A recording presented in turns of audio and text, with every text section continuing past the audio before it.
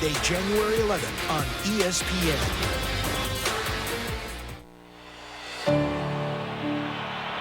The undefeated Tigers, the undefeated Buckeyes. We hope you're ready.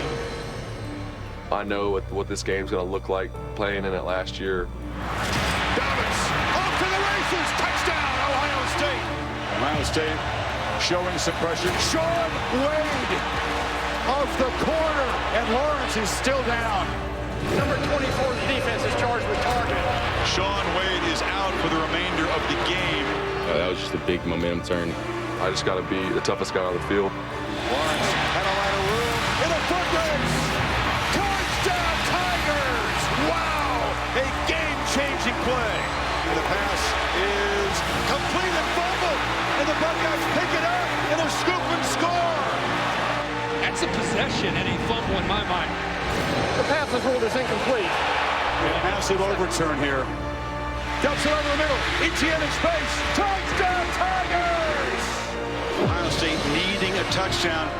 Fields fires in the end zone. It's intercepted.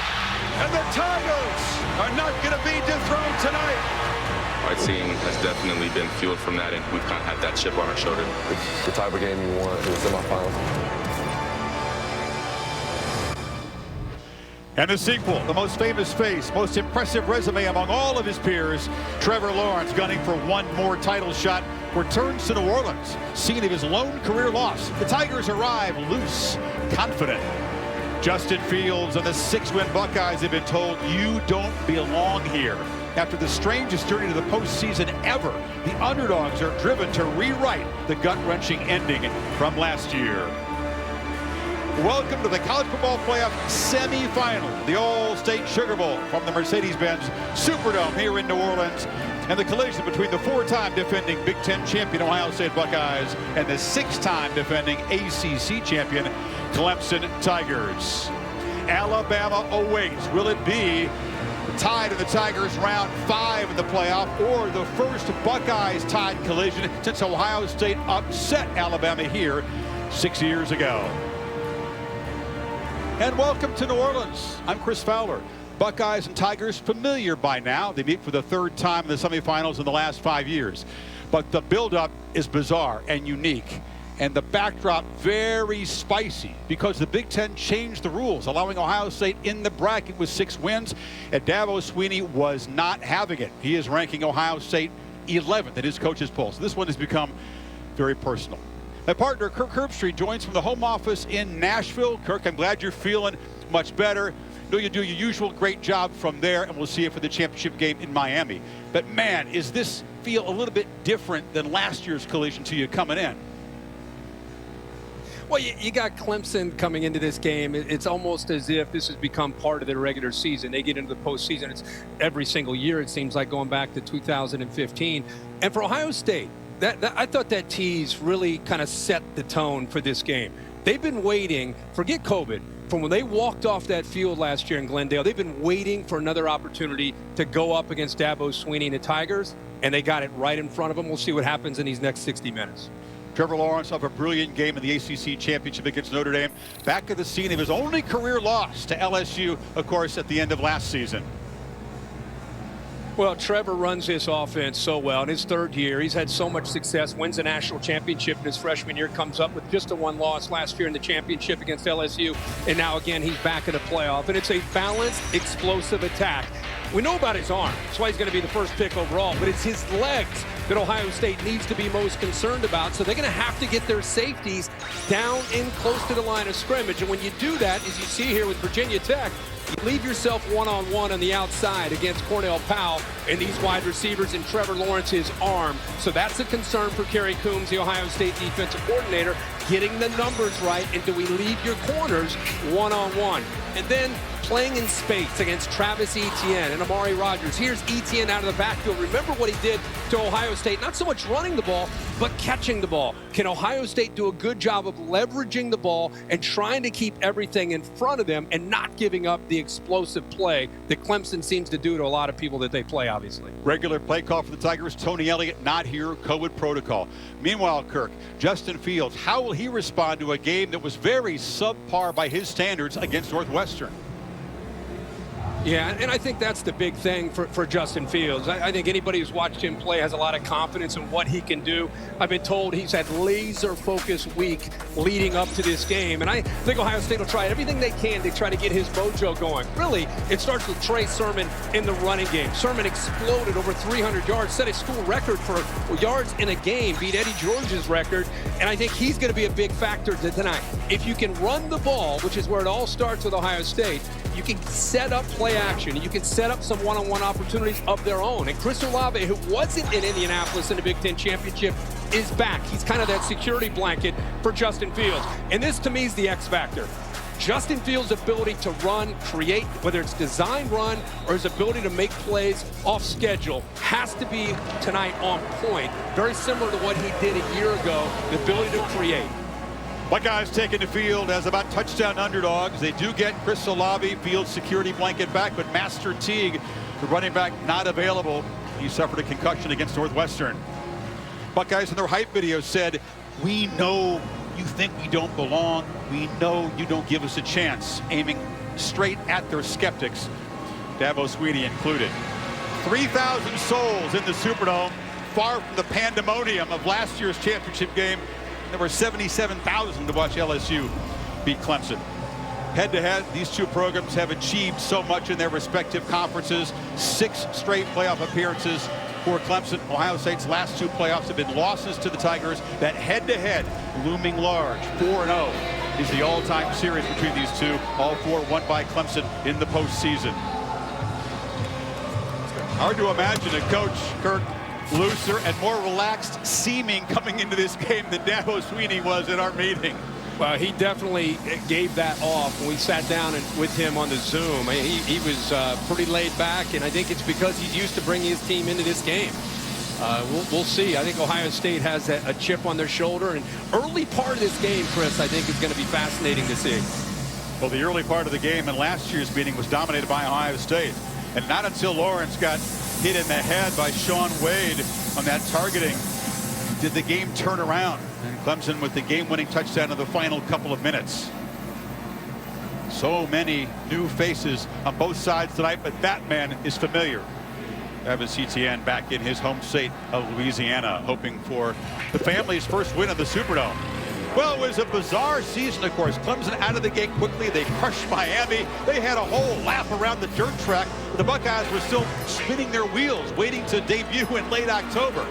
Tigers, of course, spun out, lost in South Bend. Ohio State had 3 games lost because of the COVID protocol, sliding across the finish line in Indy at 6-0. 5 fewer games than the Clemson Tigers played. How will that factor in tonight? There's lots of opinions on that. Joined by Tom Rinaldi and Maria Taylor, who's with Ryan Day. Thank you, Chris.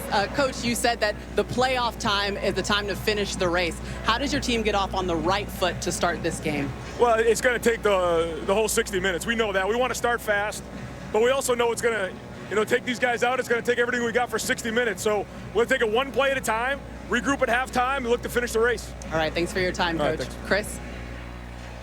Ryan Day saying his message to the team is pretty similar to last year's, Kirk. Make them feel our strength, make them feel our violence, an aggressive approach he promises again tonight. Ohio State has a lot of confidence in the players on their team, and they feel very disrespected, and they want to challenge Clemson. It was an SEC officiating crew involved in controversy a year ago. The Big 12 in charge tonight, and David Alvarez now for the coin toss. Gentlemen, congratulations on your success in this unique and very challenging season. Welcome to the Allstate Sugar Bowl and the College Football Playoff semifinal game. Ohio State, you're the visitors. You're going to be calling the toss. Here's the coin we'll be using. The Allstate Sugar Bowl logo is heads, and the logo with both of the teams' logos is tails. What is your call? The logos. The logos you called tails. It is tails. You've won the toss. Defer. Defer. Ohio State has won the toss, so we'll defer to the second half. You want the ball? Which end would you like to defend? I want to kick that way. Kick that way. Would you slide over there, please? Clemson will receive to start the first half. Have a great game. Well said by David Alvarez. The journey here is so challenging mentally and physically for all these guys involved, and now they get a reward.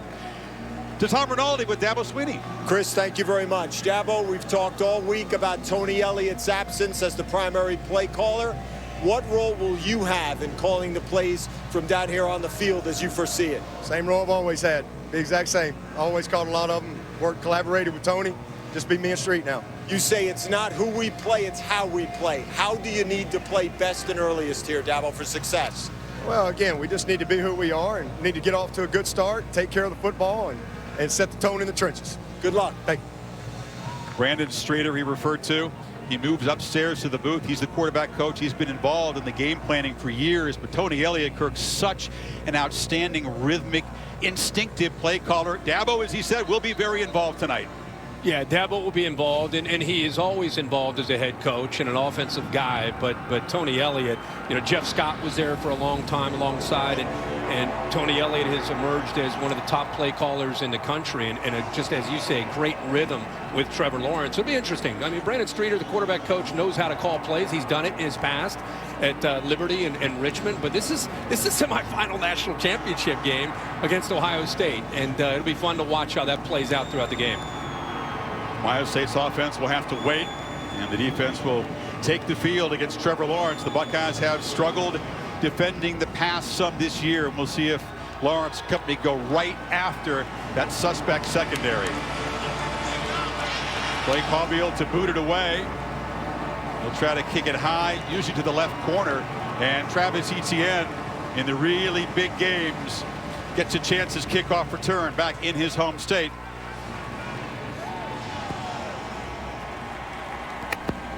The intensity undiminished despite the weirdness of just 3,000 in this world-famous building. The tie to await the winner. Here we go. Clemson, Ohio State one more time in the semifinal. And Etienne will have a chance from the 4. Straight up the field and straight into the coverage team. Flying down the field to make the stop was Marcus Williamson. And here comes Trevor Lawrence. Really picked up his play in that game last year when Wade hit him in the head. Then he had the big gallop for a touchdown and the game-winning touchdown pass to Etienne in the final couple minutes. And he's been fueled by the loss here, out-dueled by Joe Burrow in last year's championship game.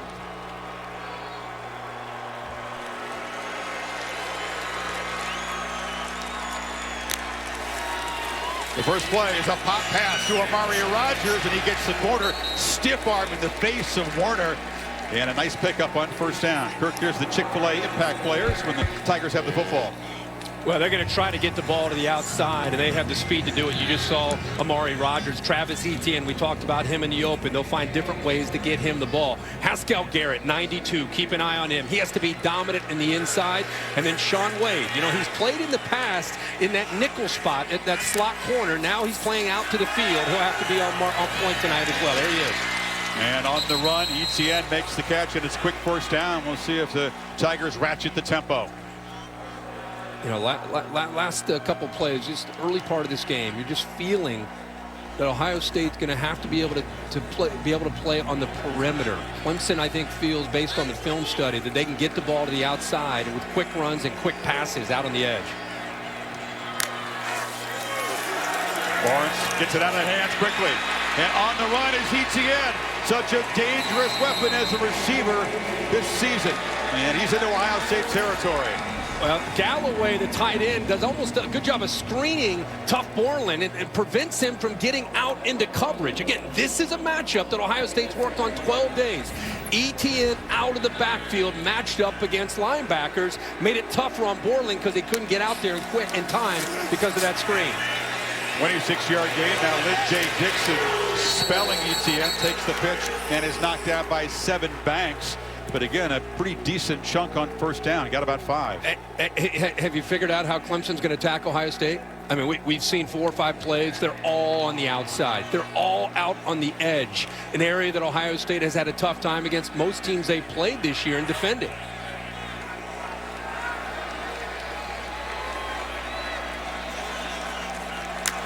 Rodgers in motion again. Lawrence fakes the pitch and is hit as he throws over the middle. That was Warner on the blitz. And it's third down. Well, this is a good job of getting pressure on him. They can't get it with the front four, so instead, off to the left, Pete Warner is able to get there just in time before he throws that football in a glance route to Cornell Powell. Warner timed that up perfectly to be able to get the pressure, and that's going to be a key tonight against Lawrence, is trying to make him uncomfortable in feeling that pressure from the front. ETN back in on third down. Buckeyes have been outstanding in this department, allowing only 34% this year. They bring pressure, and Lawrence off the back foot, lost it downfield, and the catch is made by Cornell Powell. Using that big frame, first and goal, Tigers. He's one-on-one against Sevyn Banks. He's in phase, really good coverage, does a good job adjusting back to the ball. Sevyn Banks never really saw the ball, which allowed Powell with a slight push there, and then he comes back and makes a play on the football. Banks had really good coverage. It's just with the ball underthrown to the outside, he's just not able to adjust. ETN on the handoff, muscles down to the 2. A big third down conversion for Trevor Lawrence and the Tigers to keep this drive alive. There's the push, gets away with it, and I think the fact that Banks never locates the football, it had a lot to do with why you didn't see a pass interference call there from the offensive pushing off. Banks, one of the many first-year starters in this Buckeye defense. Big shoes to fill in the secondary. On second and goal, Lawrence keeps it, tries to get the edge, chased by Browning, dives, touchdown Tigers. On the opening possession, they march it 82 yards in 8 plays to draw first blood.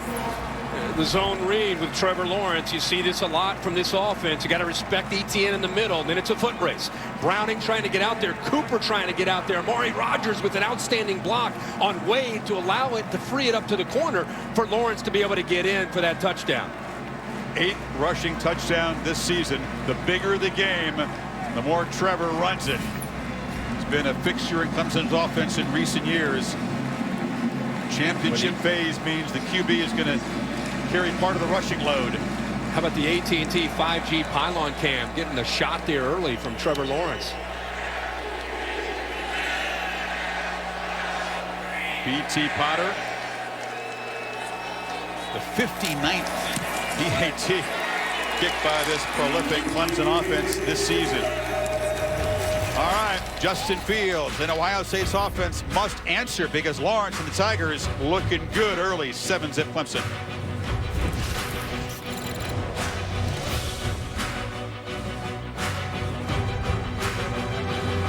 Wow, I wish I could get a deal on a smart game. The protection spotlight brought to you by Allstate, a flashback to last year's classic game. Yeah, this is the last play of the game. Chris Olave has been thinking about this since this night. He thought that he saw Justin Fields start to scramble. Instead, he throws the post, and Nolan Turner comes up with a big interception. That play has been an inspiration for Ohio State. Of course, Nolan Turner in the ACC championship game had a targeting call in the second half, so he is out for the first half of this game. Will be back at the start of the third quarter. One of the leaders of this defense, and especially in that secondary. Yeah, he's the leader in solo tackles and number 2 tackler. So Justin Fields and the Buckeyes will play from behind. Big contrast to last year's game when they just bolted out of the gate. Fields, that 1 loss as a starter, second best to Lawrence among active quarterbacks.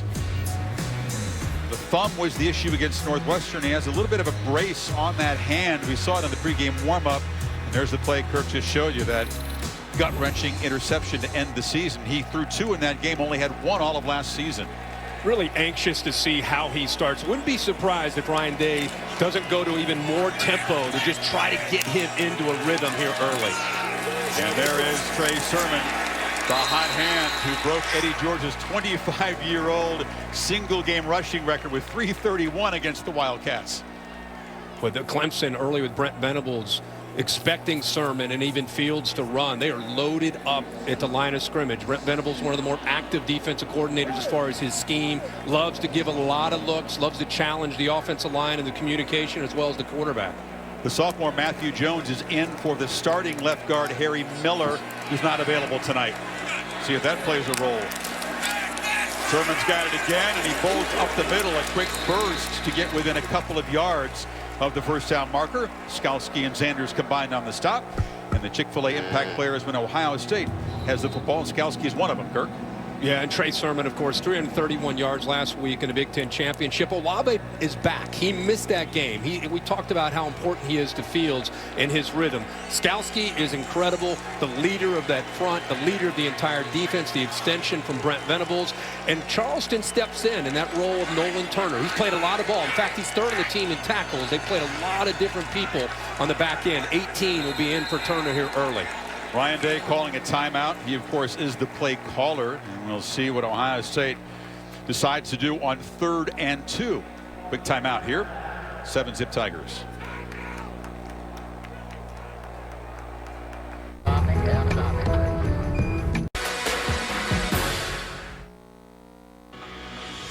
The Allstate Sugar Bowl, brought to you by Allstate. You've never been in better hands. Dos Equis, a most interesting beer. Please enjoy responsibly. And Samsung QLED TV, the official TV of ESPN College Football. The only shutout of an Urban Meyer coach team, 31-0 in the semifinal 5 years ago. Meyer, I'm told, is in the building tonight as a spectator. Here's Skalski, Kirk. You know, Ohio State called the timeout, but the Buckeyes should have maybe run a ball because the Tigers were confused here. We were talking at the break. I find this interesting. Only 3rd play of the game, and Skalski, who again is in charge, he's clearly frustrated with Spector and Jones not getting lined up right. Sermon Ohio State. First 2 plays here. 2 tight ends, Farrell and Ruckert in the game. It's Fields running all the way, running into heavy traffic, and he stopped short. Ball came out. The ball was on the ground. Skalski and Spector combining, and it's a 3-and-out for Ohio State. Really good job by the linebackers, Skalski, Spector. Watch Spector work around the block by Ruckert and then puts his head right on the football. Football is out, but Jeremy Ruckert sees it, and he missed the block, but he's able to get down and get that football before Skalski can get to it. Yeah, bad news is he missed the block, and they're excellent blocking tight ends, but at least he prevented the turnover. Well, both those linebackers showing instincts on that play and quickness getting around those blocks. So the aggressive running game that Day promised, not effective in the opening possession. Drew Chrisman drives the punt, and it'll take a nice bounce, and can they stop it? No signal yet. They're going to confer on the goal line to see if it crossed, and it is going to be ruled a touchback. So just unable to down the ball. Tigers' first possession. Yeah, you go back to what they did, and we expected this coming in, that they would try to attack the perimeter, where Ohio State has had some concerns all year defensively with this speed. Amari Rogers, look at Etienne going up against a linebacker, get him one-on-one against tough Borland, and it's a big 3rd down conversion. Nice job by Cornell Powell coming back to the football, and then the speed of Trevor Lawrence being able to come off that zone read and outrun Baron Browning and Jonathan Cooper to the corner and get that first touchdown for the Tigers. Of course, the battle in the trenches is important here, but who can win on the edge? And it was Powell winning on the edge in the first possession. There's another look as the ball did cross the plane. AT&T 5G pylon cam. It's a good look. The way it bounced, I thought it was going to check up. They were going to be able to pin Lawrence very deep, but the Tigers take over at the 20. Olave just unable to make that play. Remember, early going for Clemson. Most of these plays scripted, and then eventually you'll see Brandon Streeter start calling these plays off that script.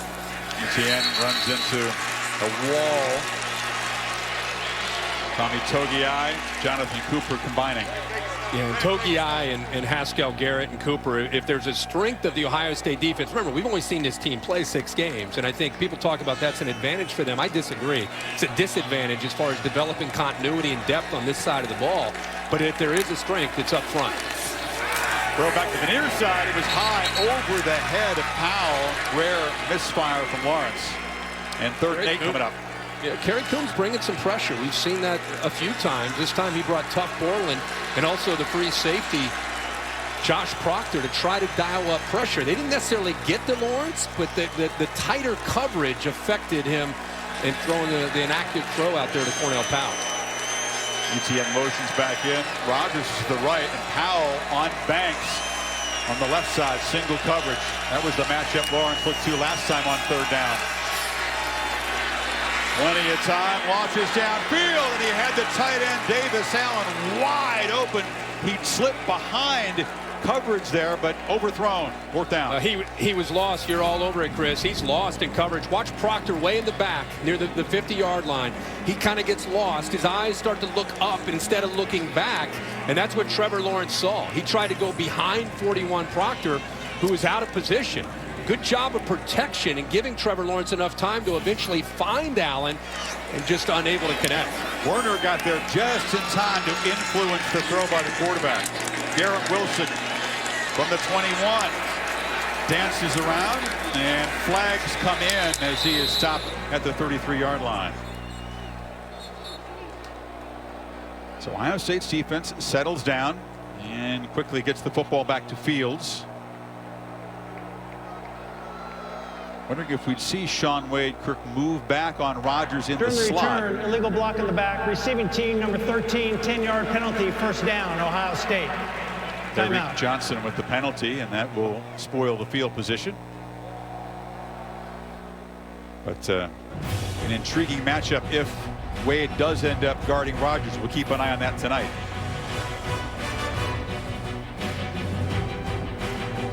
Bolt 24, keeping it real with Serena. Always open at fairwayford.com. Cartersville, Georgia, about 20 miles away from Justin Fields' hometown of Kennesaw. Top 2 recruits in the 2018 class. Justin took kind of a winding road to Columbus. Trevor committed very early to Clemson. Top 2 quarterbacks, winning percentage active. And Lawrence, clearly the top-rated prospect in the draft. Some debate about whether Fields is the number 2 quarterback at this point. But yeah, Trevor might need to get used to the teal jerseys of the Jaguars in his future. Ohio State, that first possession, powering their way against that Clemson defense, came up and they went 3 and out. Let's see what they do in this second possession. Fields looking to throw for the first time. Launches across the middle, and there is Olave, the reliable target, and makes the catch, first down to the 34. Really good sign for Ohio State fans. This is such a different throw for Justin Fields, working through his progressions. You know, last week against Northwestern, had a tendency to lock in on his primary and hold and hold and hold, and eventually get trouble. That time he worked through 2 or even 3 receivers until he eventually came back to Olave on that throw. Olave tapped in the shoulder 2 days before that game in Indy and told, "You're out." He had 18 catches in the 2 previous games. He was hot. Trying to bring pressure on Fields, looking to throw on first down, checks it down to Sermon, who's got space, and a first down, and is still running, hurling men out of bounds inside the Clemson 35. That's his biggest play as a receiver all season. Well, he sneaks out of the backfield and he checks it down. Nobody picks Sermon up. They brought Skowski on a blitz. Nice job by the offensive line picking him up. And now you got Trey Sermon out in space, much like we talk about Travis Etienne. Nice. He did that. He did that in a Big Ten championship game. He's got elevation. He tried it the first time and got tackled. The second time he just took it up a notch and got right over the defender. You're right. Now he's got the ball again, running left. Sermon in the clear. Foot race. Touchdown, Ohio State. Buckeyes answer quickly. And Sermon still has the hot hand. How about the left side of the offensive line by Ohio State? Left tackle Thayer Munford. Matthew Jones is at left guard, 55. Clemson struggling to get lined up. Ohio State goes fast after the last play. Nobody there. The alley opens up on that stretch play. You can see Clemson not in position. Unlike them, not getting lined up. That cat and mouse game between Venables waiting to get the call in right. And Ryan Day saying we're going to challenge them with different ways to get the play in. That time caught Clemson napping out of position and was able to crease them for a touchdown. Such a quiet start to the season for Trey Sermon, the grad transfer from Oklahoma. He has exploded in the last couple of games. The Buckeyes get even midway first quarter.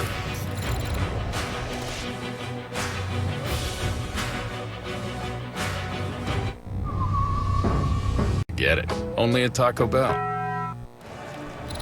Clemson, Kirk, caught off guard. A touchdown run by Sermon. And you can see Fields is reacting to Ryan Day. Go, go, go now, go now. And they got him out of position, looking over for the signal. Yet almost 8 orange jerseys on the right side of the Ohio State offense is what Ryan Day clearly got a signal in. Let's go now. And remember, with the media, there was a lot of talk between Ryan Day. What do you think about how Clemson seems to be in the right call? He was alluding to certain things about signals and Brent Venables maybe waiting to the last second to get the call in. That time it backfires on Clemson. Yeah, Brent likes to have the last word, likes to have the chess piece in his hand just before the snap. But that's shades of what we saw Kirk last year early in the game when the Tigers were kind of caught on the back foot quite often defensively. Yeah, and they'll adjust to that. I disagree with Brent Venables is waiting to steal signs. I think if you talk to him about it, he'll tell you he's waiting to make sure that you're not getting a look as to what he's doing. Who knows what the deal is? All I know is in that particular play, Ryan Day noticed something, got the call in to Justin Fields and went fast, got Clemson out of position while they were still looking over for the call, and did exactly what they needed to do. You're a fan of speed chess. This is your kind of game tonight. So the Tigers back to work. Lawrence keeps it, flips it in the flat to Braden Galloway, and the tight end is knocked down on the far side, but it's a first down, out near the 40. And they brought him from the backside, almost showing that split zone like he's going to block. You see this all over college and pro football. Very tough to pick up where they're able to sneak him out into the flat with the quarterback the side he's rolling, and that time the defense just lost Galloway for a big gain. Tight end's a big part of the offense this year for Clemson. Didn't have a single touchdown catch last year. Lawrence finds time in the pocket and delivers a strike to Rodgers, who takes a big hit from Werner. He gets up slowly, but it's a first down inside the 45. I love his presence here in the pocket. He feels his pressure coming off to the left with a Hilliard blitz, just kind of moves to the right. And you know, I think Amari Rodgers has had as good a year of about any receiver outside of Devontae Smith in the country. Such a reliable receiver for Trevor Lawrence in this system. Within 10 yards now, with 1,000 receiving yards on the season. Etienne takes the pitch on the edge, spins back, but is swarmed. That touchdown run has given the Ohio State sideline some serious life now. Borland on the tackle. Borland makes the play, but give Shaun Wade a lot of credit, along with Pete Werner, for getting outside. That's what they want to do. Set the edges against Travis Etienne and how elusive he can be. Force him back to the inside where you have linebackers and safeties that are scraping. That time they brought him right back to tough Borland. Etienne just 6 yards in his first 3 carries. Of course, had the big reception in the touchdown drive. Play action, they flip it to him again. And wide open is Travis Etienne. And it's another first down before Werner can stop him down inside the 30. Yeah, Ohio State knows that this is a concern. I like the eye candy. You bring Amari Rodgers, you fake it to him, freezes the backers, they get lost. Etienne sneaks out, nobody picks him up. So that had everything to do with the play call, everything to do with the design there. It's not just getting the ball out to Etienne because of his talent. It's using Amari Rodgers as a decoy, baiting the defense, and then getting the ball back to the outside. Play action throw again, rifled far side. Frank Ladson, who's just returning to health now, makes the catch, and they are in rhythm again, this Tiger offense. Another first down.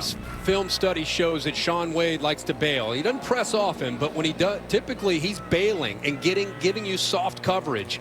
And I think Clemson has seen a lot of that on film in the 6 games that Ohio State has played, and they feel that they can get underneath a Shaun Wade anytime they need to. Check it, they spotted about a half-yard short, so on second down, it's Dixon breaking a tackle, lowering the shoulder and banging for a first and goal down inside the 5. The junior from Butler, Georgia. Good compliment to Etienne. Yeah, really good block by Cade Stewart, the center, 62. Does a nice job of opening up, and then you can see that Dixon's got some physicality in his own right. You think about Etienne and how physical he can be, but Dixon also does a nice job of bouncing off of some would-be tacklers and getting that ball down deep into Ohio State territory inside the 5. Etienne back in after Dixon sets him up first and goal.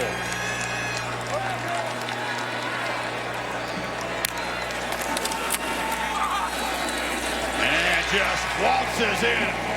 Travis Etienne finds the end zone, and the Tigers are back on top. Back and forth in the first quarter. A really good drive there for Clemson. The tempo giving Ohio State some fits, mixed up. We talked about Brandon Streeter and the job he can do as a play caller. The offensive staff, led by Streeter tonight, did a nice job here on this possession. 7 plays, 75 yards, under 3 minutes, attacking, very aggressive. That was a message from Dabo Swinney after what Ohio State did to Clemson last year. They wanted to come out fast and assert themselves and send a message, and they've done that here early. Yeah, good run-pass mix on their possession so far. Another look at the touchdown. This was pretty easy for Travis. Yeah, right side of the offensive line. If they can win up front against this Ohio State defensive line, it'll make it very, very tough for the linebackers in this secondary to defend this offense. They've got to win up front at the point of attack and give Clemson the credit. That time, the offensive line with the mixed play calling, they won that drive. Travis was the last member of the recruiting class in 2017, a tiny town of Jennings, Louisiana. Monster skills in high school here, but the ETN family's had a tough time in this building. His younger brother is Trevor. He lost the state championship game in the Superdome a year ago. Travis once lost a high school championship game. Of course, a couple losses in the CFP. He would like to get the ETN family on the board in this famous building in their home state tonight. Well, what a big opportunity for him in this game. And another milestone, another record. Shocked a lot of people by coming back for this senior season.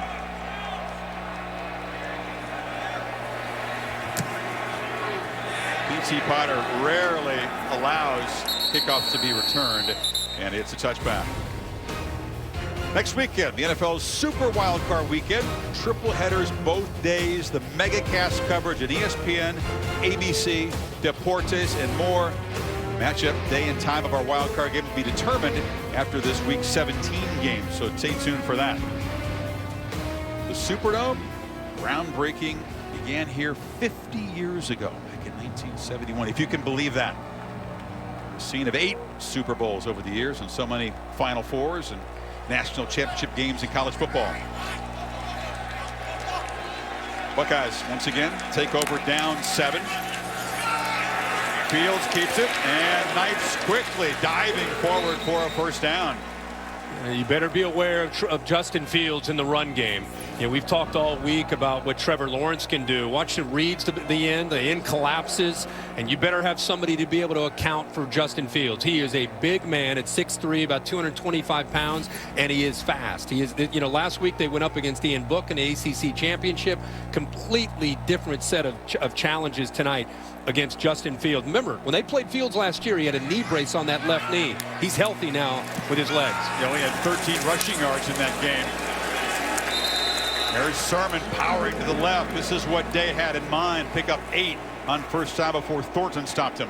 Got to be really impressed with what Ohio State's doing up front. You know, the first series, it was just 3 kind of power runs. Clemson got him off the field.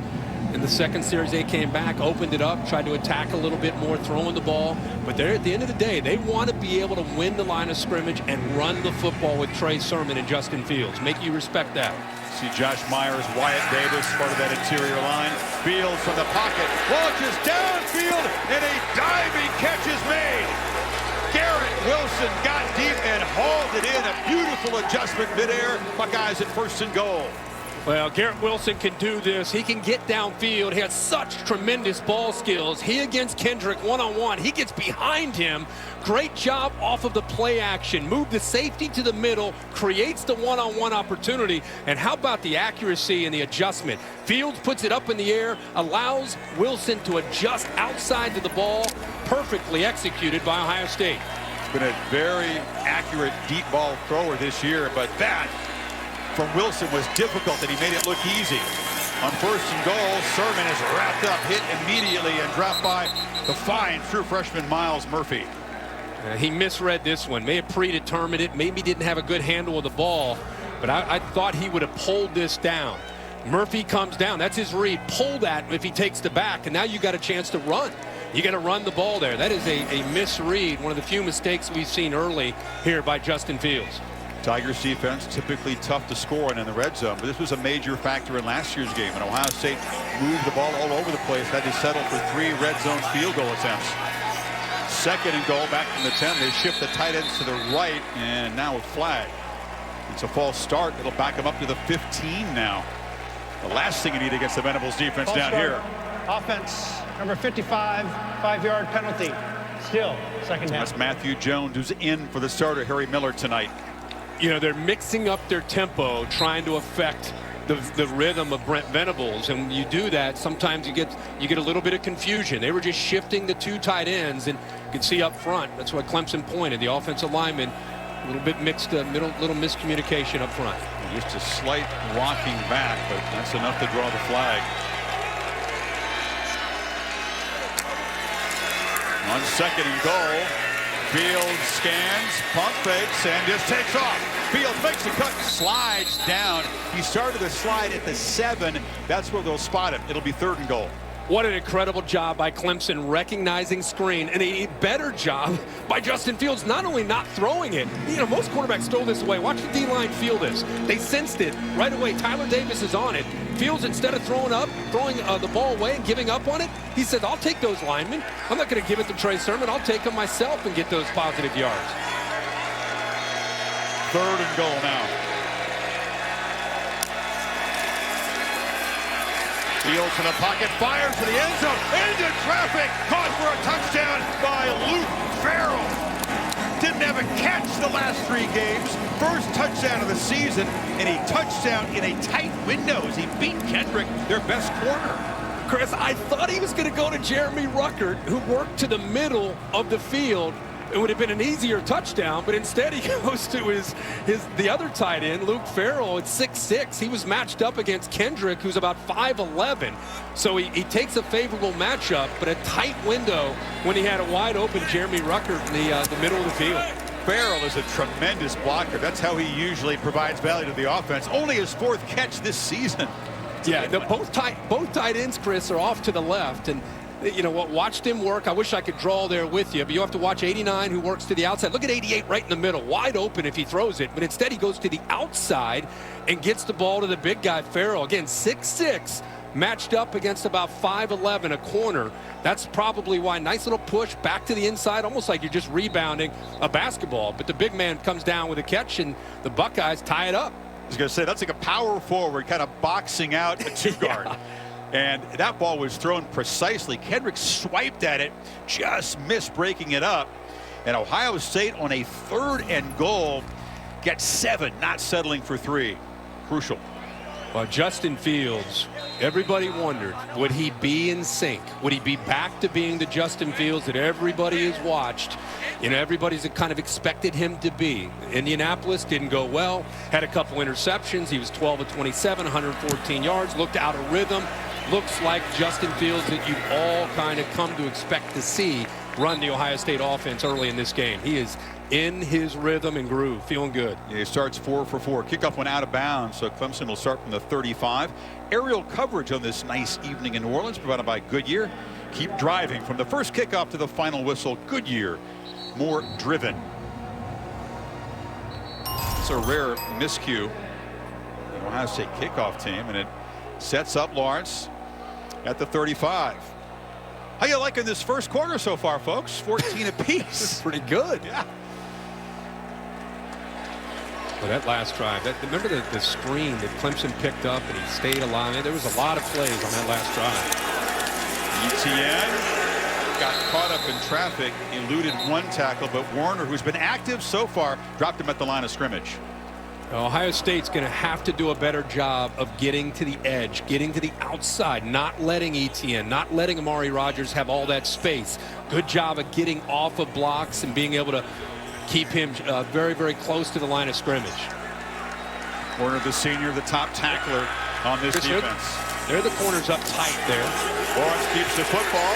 Big fella weaving through traffic, and Warner again right there to meet him after a 2-yard gain. And it'll be 3rd and long. It's risky to bring your corners up, but it eliminates space, and it takes away the easy access plays to the outside, and it forces them back to the inside, where you've got a lot of guys with a chance to get off of blocks, like Pete Warner did right there. Now a chance for Ohio State's defense to get off the field. Final minute of a frenzy back and forth first quarter here in the Superdome. Buckeyes bring some pressure. Lawrence steps up and delivers a sideline strike, caught but short of the first down is Powell in front of Wade. So a 4th and 2 for Sweeney to think about in his own. Again, they're great.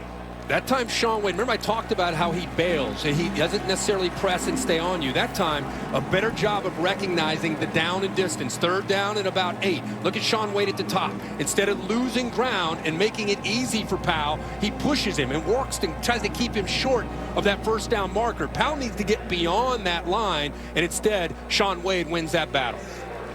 So it's a 3 and out, and to begin the 2nd quarter, tied at 14. What a start in this 2nd semifinal of the college football playoff.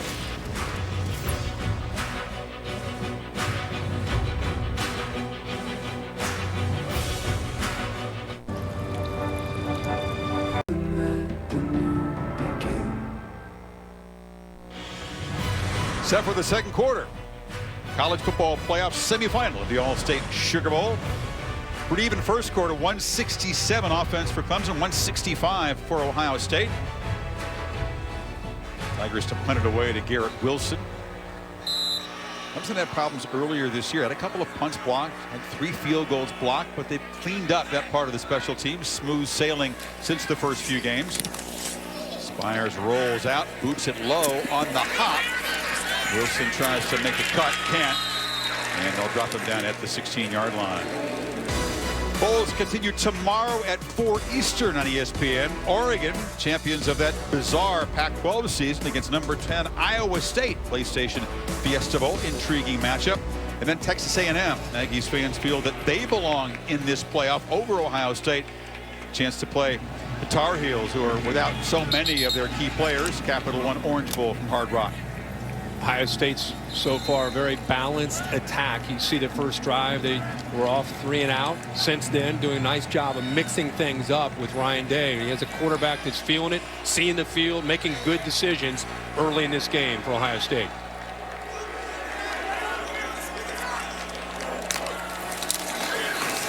Looking to fire far side, long throw, and Olave darts for a quick 1st down. Sanders stopped him. You know, I don't know if Ohio State's wide receivers get enough credit on a national level. You know, often you talk about some of the other receivers, but Garrett Wilson and Chris Olave both bring something a little bit different to the table. Olave didn't play against Northwestern, and I think it affected the rhythm and the continuity of what Justin Fields and Ohio State likes to do. I know you and I had a chance to talk with him on a Zoom. Very introspective, deep thinker. Chris Olave, really impressed with him, and I know he's been holding this loss from a year ago inside. It's very painful for him, memory. There's a 1st down catch by Wilson. He was so emotional about having to miss that Big Ten championship game. He said he never felt better in practice. Got tapped on the shoulder, had to sit out, and then watch his quarterback struggle. His route running just continues to get better. His competitive edge. He's dangerous in the seams. Yards after the catch, he can get downfield. He can do so many different things in this offense.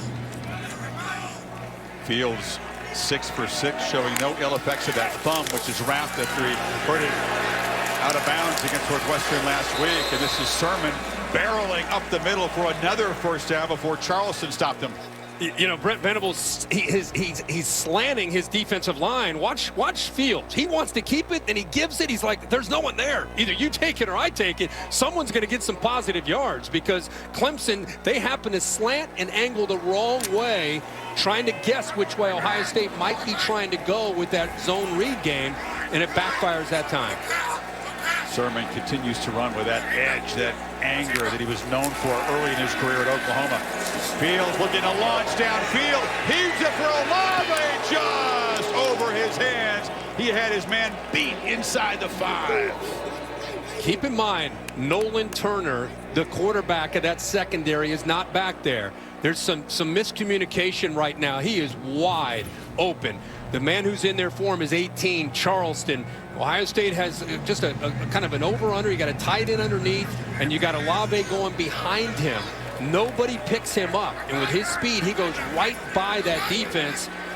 And that time, Fields just not quite enough air underneath that one. Fields, with some confusion at the snap, no flag down. He darts forward. Yeah, Brent Venables does not want to see Tyler Venables, his younger son, on Olave very often tonight. That is not a good recipe for the Clemson secondary. Well, and really for Venables, he needed Charleston, who was underneath, to be able to get back and help him out on that play. And Clemson caught a break there. And the confusion there, Chris, was Ohio State had a freeze call on. It looked like Clemson may have jumped, but not able to completely pull them off, so it sets up a 3rd and 4. Yeah, the first incompletion tonight for Fields was crucial. Let's see if it costs Ohio State. They need 4.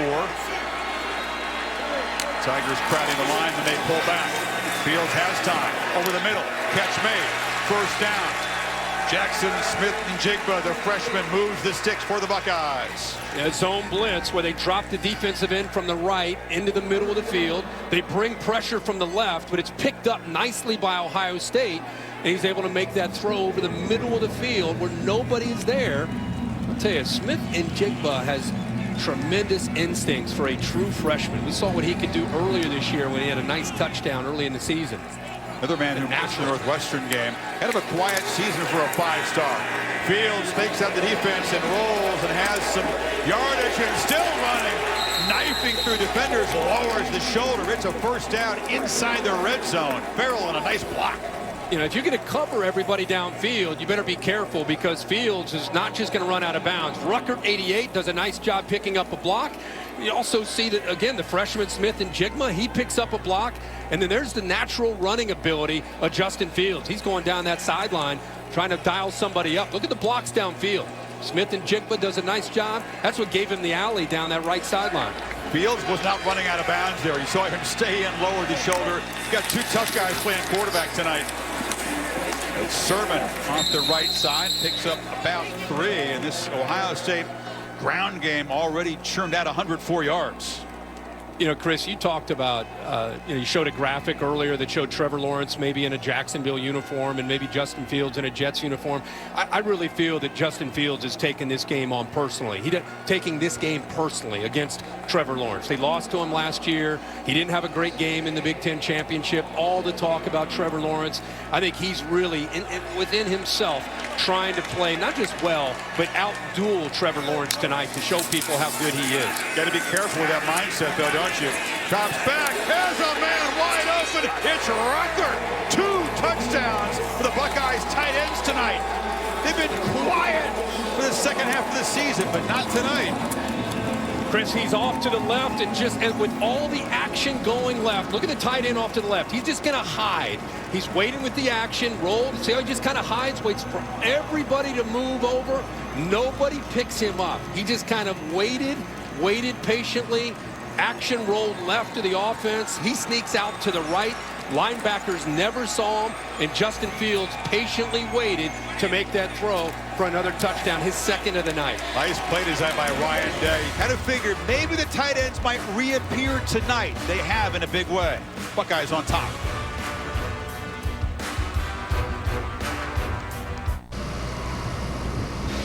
Now at Burger King, your way, way better. What a start for Justin Fields. He was so disappointed the way he played against Northwestern. He didn't even watch the tape of that game. He admitted that the Heisman hype, they were giving him the trophy after 3 games, kind of messed with his head. And then the doubters and the skeptics and have to tune all that static out. He arrived at this game determined. As you said, Kirk, I think he does take the matchup with his fellow Georgian personally. Oh, yeah. It's a good start. Etienne fields it at the 5. Makes a cut. Travis Etienne, you just hold your breath whenever he gets the football. Finally knocked down across the 30. He's slow to get up, so we'll keep an eye on that. Maria? Well, Chris, you mentioned Justin Fields wouldn't watch game film of the Big Ten championship, but he said he watched last year's matchup against Clemson nearly 100 times, and he said he always had a sick feeling in his stomach. But the one thing that he learned is that he was being too much of a perfectionist, and that Ryan Day told him that he needs to step back and not have such a big impact on whether or not he's playing the way he believes he's supposed to. He's having more fun on the sidelines. I've already seen it, talking to his wide receivers, smiling, and having a lot of conversations so far. He's only played a season and a half of college football, remember. Lawrence has played 3 years. And deep rest now from the Clemson faithful. Etienne was on the carpet for a while, but is up and appears to be okay. We'll take a break. Tigers get the football back, down by 7. Oh man, can't wait to Shoe these. The Allstate Sugar Bowl, brought to you by AT&T 5G. Taco Bell's nacho fries. And Ford, we're all in this together. Let's finish strong. Quarterback's best friend. It's been a big year for dogs in the quarantine, and both these quarterbacks in love with their dogs. You saw Trevor wearing number 16 Peyton Manning jersey. Of course, that's the guy that he idolized because of Peyton's well-known skills for mental preparation. Growing up in Knoxville, ETN on the sidelines to start this drive. Sign me up for the dogs too, Chris. I'm so envious. You got what, 3 of them there? Three golden. They're hanging out here. Are they enjoying the game so far? Yeah, they are. One's asleep. Ben's asleep on the couch. How could he be asleep? What a start here. 5 touchdowns already. And now it's the Tigers' turn to answer, playing from behind for the first time tonight. They fake the pitch to Dixon and pitch it long downfield. And not turning around and reacting was E.J. Williams, who was well covered by Shaun Wade. And they're challenging Shaun Wade downfield. E.J. Williams, a true freshman, 6'3", 190, is really emerged with some of the injuries to Frank Ladson, Joe Ngata. They haven't had a chance to get some of their better receivers, and E.J. Williams is talented. That time, very good coverage by Shaun Wade downfield. Wade, a consensus All-American this season. Pitch it in the far side. Again, this is Rodgers, and he's knocked down. Let's go to Tom on the Clemson sideline. Chris, we've talked all along about how important Travis Etienne would be, and he's not in there right now. From the opening series, you see him just come back into the backfield. They have been working on stretching him out. He's been taking more Gatorade and hydrated drinks. Cramping, certainly, but something to keep an eye on. He obviously was down after he returned that kick for a period of time. Not very warm in here at all, Chris, as we discussed. Keep an eye on cramping for Etienne. And nerves can create cramping, of course. Tigers need 4 on 3rd down. Etienne, the receiver there, but that was an inaccurate throw. He was behind him. Wade was right in his face anyway. And the Buckeyes defense forces another punt. Now remember, they've gone to that play in the past against man-to-man. Ohio State's not in man-to-man. This play is designed for man-to-man. A wheel out of the backfield to Etienne, but the corner's sitting out there waiting for it. So typically, you can see Etienne looking to the inside to 21 Williamson because he thought he could beat him, but they did not expect to see Shaun Wade also sitting out there. So good mix-up by Kerry Coombs. Ohio State defense getting its footing after first 2 Tiger touchdowns. Wilson steps up, makes the fair catch at the 25-yard line.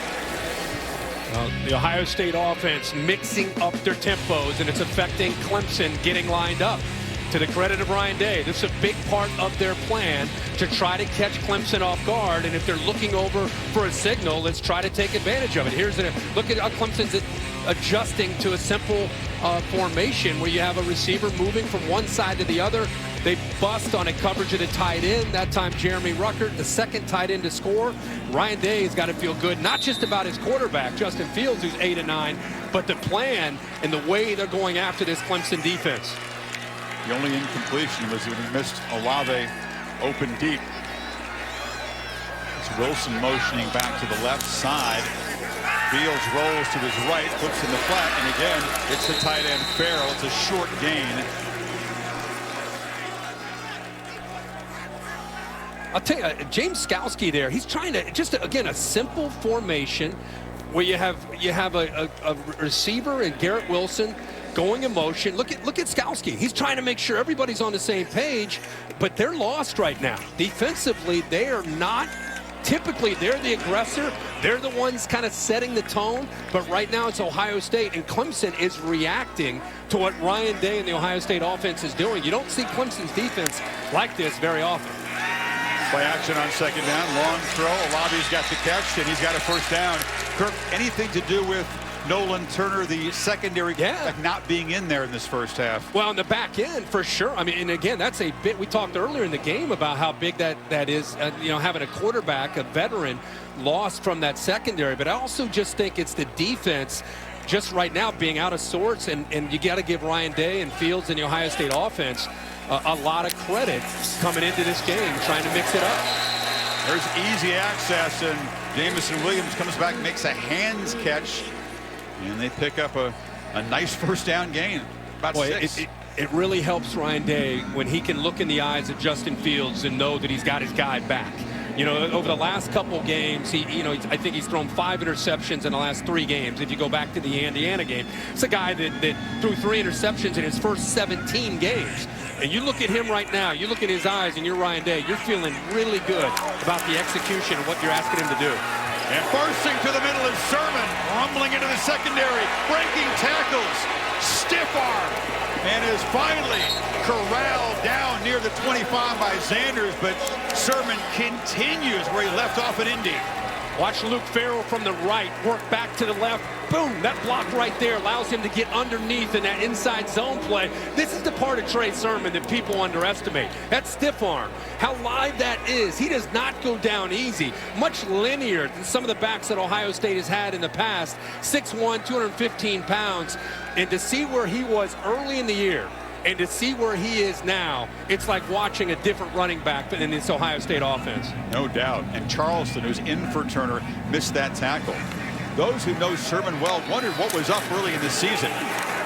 He wasn't running with the same edge, the same anger, the same aggression, thinking too much, too robotic, they thought, Kirk. He has found the form, though, lately. You know, he tore an LCL last year in November at OU. Took 3 to 4 months to rehab. He went back to Houston. Rashad Whitfield, who's in Houston, his skills and footwork trainer, worked with him. And he really didn't get on the Ohio State campus until June. So I think it's just a matter of just everything kind of working for him, getting used to a new offense, and then he took off. There's Tyler Davis down, the big inside defensive tackle. Yeah, he's missed 5 games this season with a leg injury. He's holding his left ankle. We'll step aside as the athletic trainers check that out. When you're ready for Chipotle, that situation happening to us really drove us in the off season, and we kind of had fuel from that. So I think our team has definitely been fueled from that, and we've kind of had that chip on our shoulder this whole off season. That's the final score reminder on the monitor in the weight room. They won the stats, but they lost opportunities in the red zone. Too many field goals, some damaging penalties on defense, aiding Clemson touchdown drives. Very determined start for Ohio State. Sermon's got it, but he's got nowhere to run. Immediately met by Brian Bresee, that stout true freshman inside. You know, that time with Trey Sermon aligned to the right of Justin Fields, Clemson shifts their defensive line. They kind of slant away from him right into position to be able to make that play in the backfield. Ohio State's offensive line just didn't have a chance. That time, Brent Venables, we talked about how he guessed wrong. This time, he guesses right the way he slants that defensive line. Bresee, that big 300-pound wrecking ball in the middle. What a freshman season he's had. Here they come. Oh, dropped out. 3rd and 13. Fields does have time, and now takes off, makes a cut, hits a hard hit by Skalski, who knocks him down 2 yards short, and Fields is still down. He took that shot right in the ribs on the right side of his, right in between it looked like the rib cage and maybe the back part of his ribs. Again, a big quarterback that can do a lot of damage to a lot of teams when he runs, but 47, a physical tackler, hits him short of that first down and lowers the boom there. Skalski plays with a memory of his dad, who told him when he was a young player, son, when you hit him, make him feel you. Now, Skalski was ejected for targeting from the championship game a year ago. Talk about different fuel. That's provided him fuel. Just in the midsection of Fields, who was still being looked at. I hope it's just having the wind knocked out of him. I'd like to ask Bill, and again, Bill, the targeting call that Chris just referred to, he did lower his helmet there for the crown of his helmet. Yeah, they've just stopped the game for review. Yeah, he does have the crown of the helmet down. Yeah, forcible contact. I see a targeting call here. Yeah, that's what I thought you might jump in there. Now, 2 subplots. Fields, is he okay? Can he continue? Finally help to his feet. And what about the fate of Skalski? As you point out, Kirk, he's the defensive quarterback of that front 7, already without Turner for the rest of this quarter. Looks like Justin's okay. That was a big hit. David Alvarez will get on the phone here. Rick Limier is the Big 12 replay official. That's a classic crown of the helmet. Yeah, and it doesn't matter when you use the crown of the helmet. It doesn't matter whether you go high, whether you go midsection.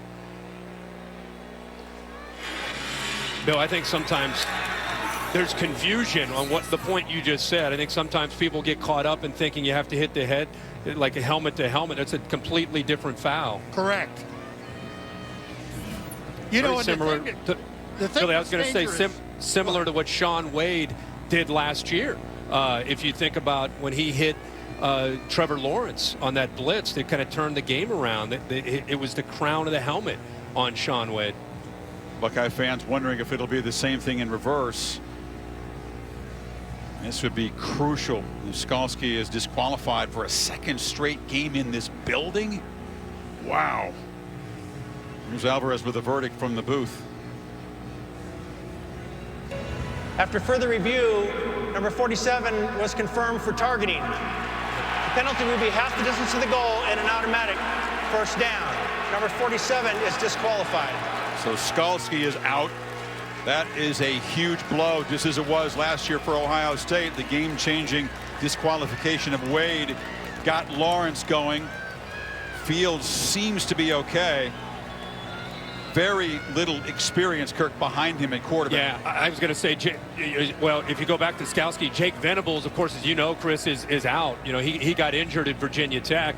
Kane Patterson now, a young player who's not played a ton of football, number 17, will come in more than likely for James Skalski. So they do not have a lot of depth, and they lose their leader of that front. So you got your leader in Nolan Turner in the back end, and there's Kane Patterson now, who's a very athletic and very talented but very inexperienced linebacker who steps in for the glue, the guy that keeps the front seven together. First and goal, and C.J. Stroud is in at quarterback.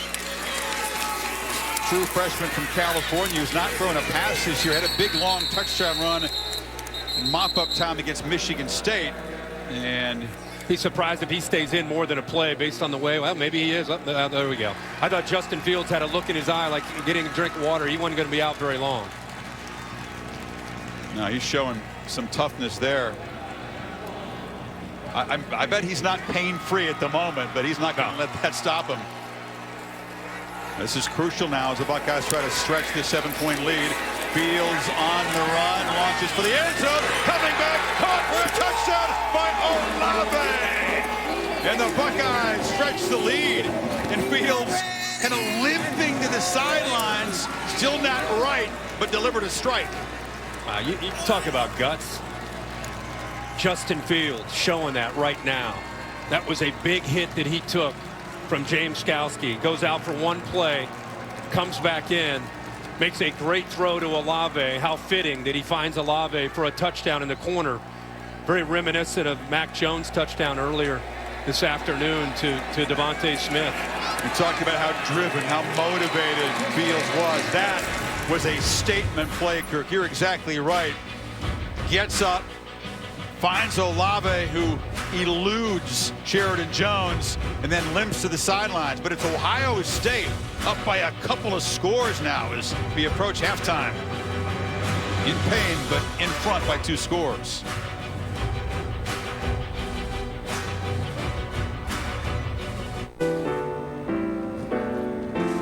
With Domino's Carside Delivery.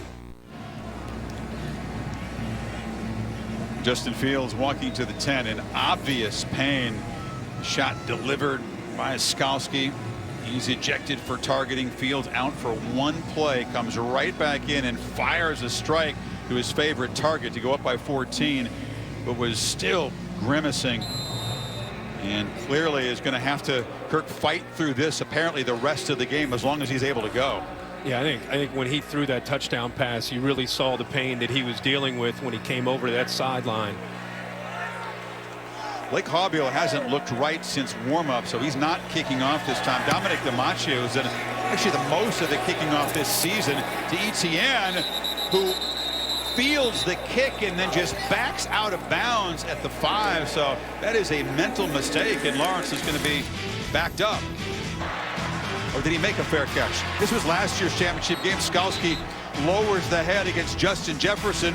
Kicked out for targeting there. That was such a bad taste in his mouth. You hate to make that your last play of the season. Here he is back in the same building and disqualified again for targeting. And remember, because of an injury earlier this year, we've seen this defense with James Skalski. We've seen them without James Skalski. When they lost to Notre Dame in South Bend, that was without Skalski's leadership in the middle of that defense versus when they played him with Skalski in Charlotte, who was a different team. UTM, by the way, called fair catch, so they take over at the 25. It's Lawrence running for a first down across the 35. Maria? I also want to update on Justin Fields. Right now, he's in the tent. Ryan Day has already gone in to check on him. Chris Olave spent about 2 minutes inside there checking in with his quarterback, and he made a beeline straight over to the bench, spent some time away from the team, really grimacing and obviously in pain from that right side. Thanks, Maria. Meanwhile, Lawrence batted down to the line of scrimmage. Now it's Trevor's turn to respond. They got down 18 when he was out against BC. Of course, lost the game to Notre Dame. With Lawrence at quarterback, they have not trailed like this. They trailed briefly against the Hokies for like 10 snaps, Kirk, but this is new for him this year. Yeah, he stares down his receiver here. Togiai, 72 in the middle. Good job of getting that left hand up to knock the ball down. It's a screen. Rogers comes back, but he's dragged down behind the line by linebacker Justin Hilliard. And this Buckeye defense is playing with some swag now. They're feeding off of what their quarterback Justin Fields did. They set this screen up to the right, and they're just kind of using that as a decoy. They come back to the left. But Ohio State, the speed of that secondary and the linebackers, Hilliard does a really good job of feeling that and showing he can make a play there against the fleet-footed Amari Rogers. Now down 2 scores. Lawrence faces a 3rd and 13. Just 1 for 4 on 3rd down tonight. And a whistle on a false start up front. So the aggressive Buckeye defense. False start. Offense. Number 79, 5-yard penalty. Still. Chris, we talked earlier about Brandon Streeter. And I think now is where you really start to think about Tony Elliott is not here to call plays. You know, this is where Brandon Streeter, who's a very talented young coach, but has been put in a position tonight with Tony Elliott testing positive for COVID to call the plays along with Dabo Sweeney and the rest of the offensive staff. But I'm not saying he can't do a good job, but it's different. Affects the continuity of what this offense has been about all year. Big time. They're off the script now. They have to react on the fly. Powell makes a catch in traffic, spins, doesn't quite get first down yardage. Fought back near the marker, but it's 4th down. Werner and Wade combined on the stop. Yeah, got him to 3rd and long. On the field. Now they'll switch it up. Try to get him to 3rd and long. So you just you play zone. You can keep the ball in front of you. You keep your eyes on the quarterback. Then you got to keep the ball in front. You got to rally, leverage the ball, and tackle. Powell's pretty good. He's able to make Williamson miss, but the rest of the Buckeyes are there. Those little mistakes. Jackson Carman with the false start backed him up 5 more yards and makes the difference between a conversion. You see him grimace almost every time he's following through to throw that ball there on the sideline. Spires gets it up in the jet stream indoors here, but it's going to bounce into the end zone. It's a 57-yard punt.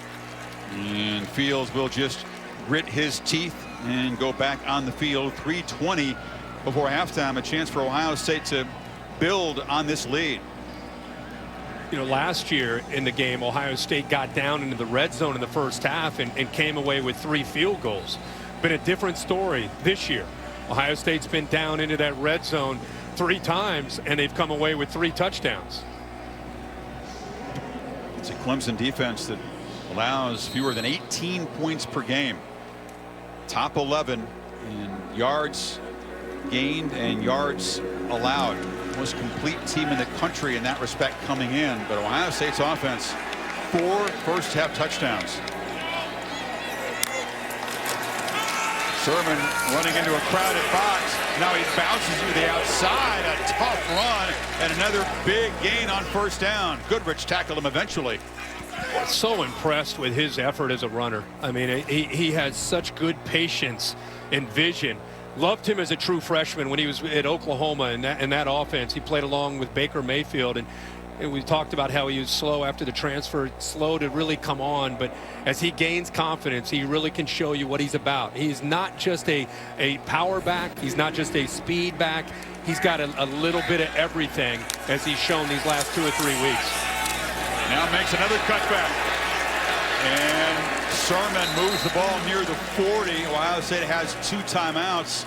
Plenty of time getting it done on the ground. Yeah, and that's his vision. That play's designed to go to the offensive line, to their left side, but Clemson took that away, so he's able to use that vision and cut back and go the other way. Once again, Tigers are not really lined up at the snap, able to stop Sermon for a 3-yard gain that time. Here's a look at Trey Sermon. He made the biggest play he's made all season as a receiver, hurdling people early in the game, and then began to run with that same ferocity we've seen the last couple of games, especially in Indy. Already over 100 yards here in this first half, and you can see he's really feeling it in this offense. And you know, with James Skalski out, Brent Venables, a common theme for his defense, has been not getting lined up. Another Buckeye player down. Difference is against Northwestern, Kirk, he only had 60 yards at halftime. 271 in the second half, and incredibly, he had more than 200 yards before any contact at all. That's how well the guys blocked up front. For Eddie George in his Heisman Trophy season, had the record. Keith Byers threw a shoe against Illinois. I was watching that game live. Zeke, of course, is on there. He had 274 yards over in Bloomington. Eddie George, in a Heisman year, goes over 300 yards. That was the record right there until just a couple weeks ago. It stood for a quarter century. You thought Sermon had no chance the way it looked at halftime, and an overpowering performance by those guys up front against a very good Northwestern defense. You have to earn everything you get against the Wildcats of Pat Fitzgerald. That made that impressive.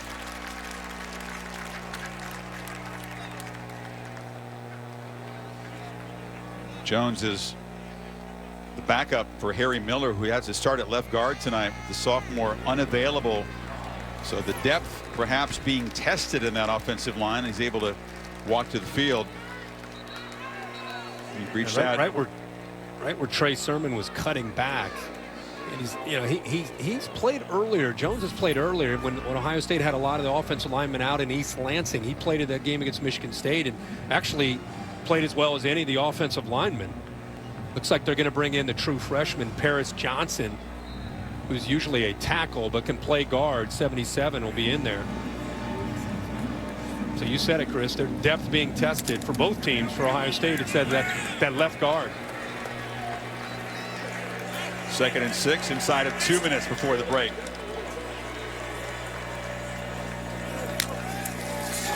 Fields steps up and took a brief look downfield, then took a big hit from Balin Spector again.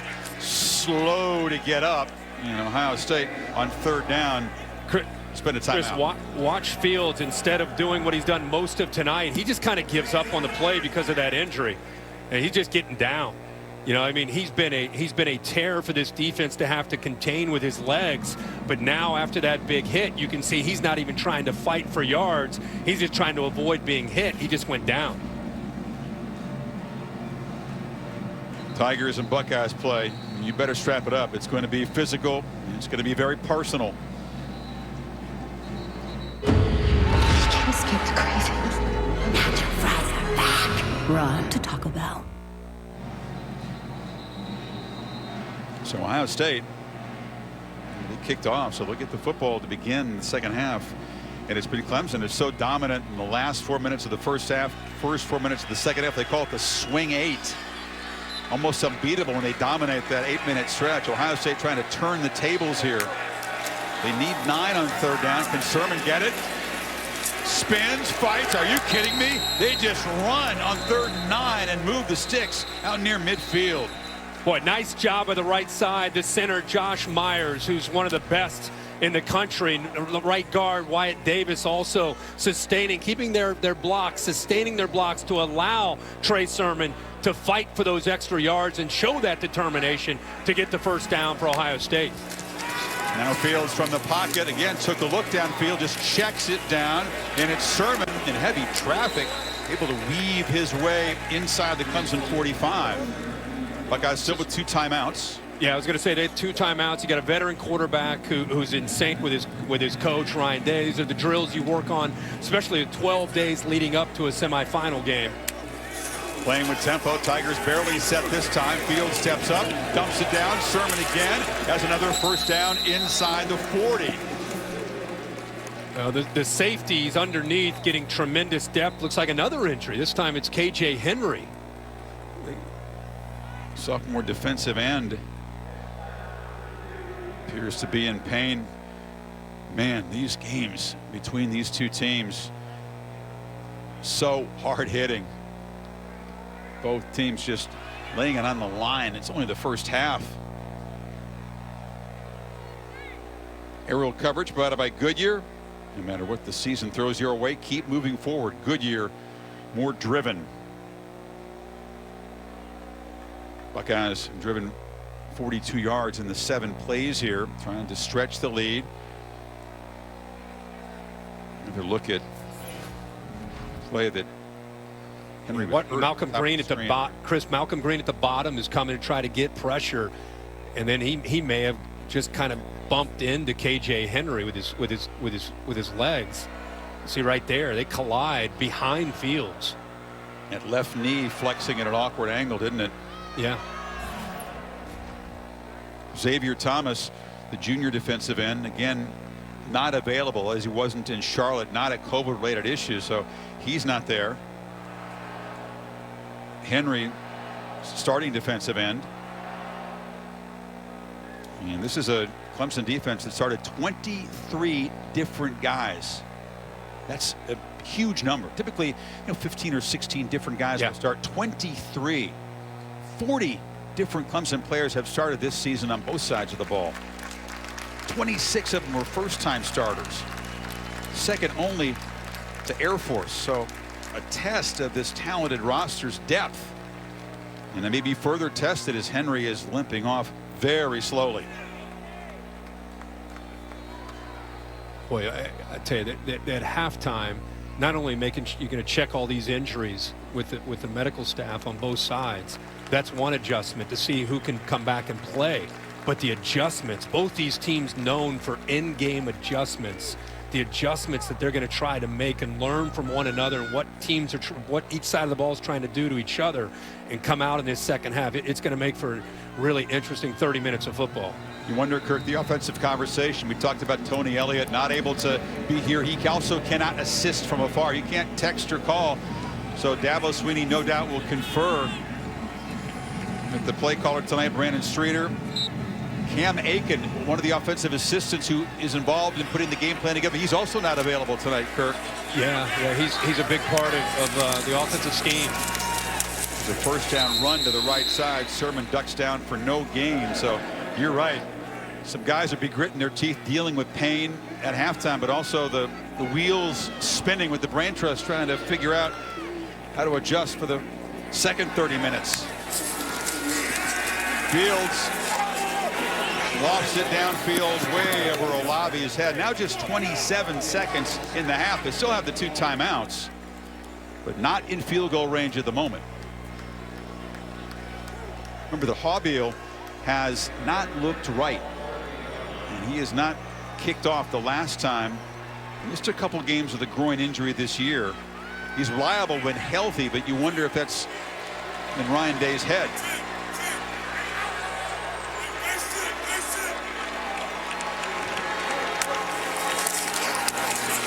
Fields delivers a strike across the middle.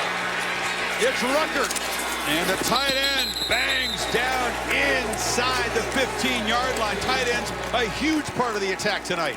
Boy, he gets this ball thrown right in front of Zanders. Watch the middle linebacker. Spector comes. It opens up, but almost. Zanders gets a hand on it, but instead it's the big fella, Ruckert, who shows that he can not only catch the ball, but he's got the skill set of a wide receiver running with the ball after the catch.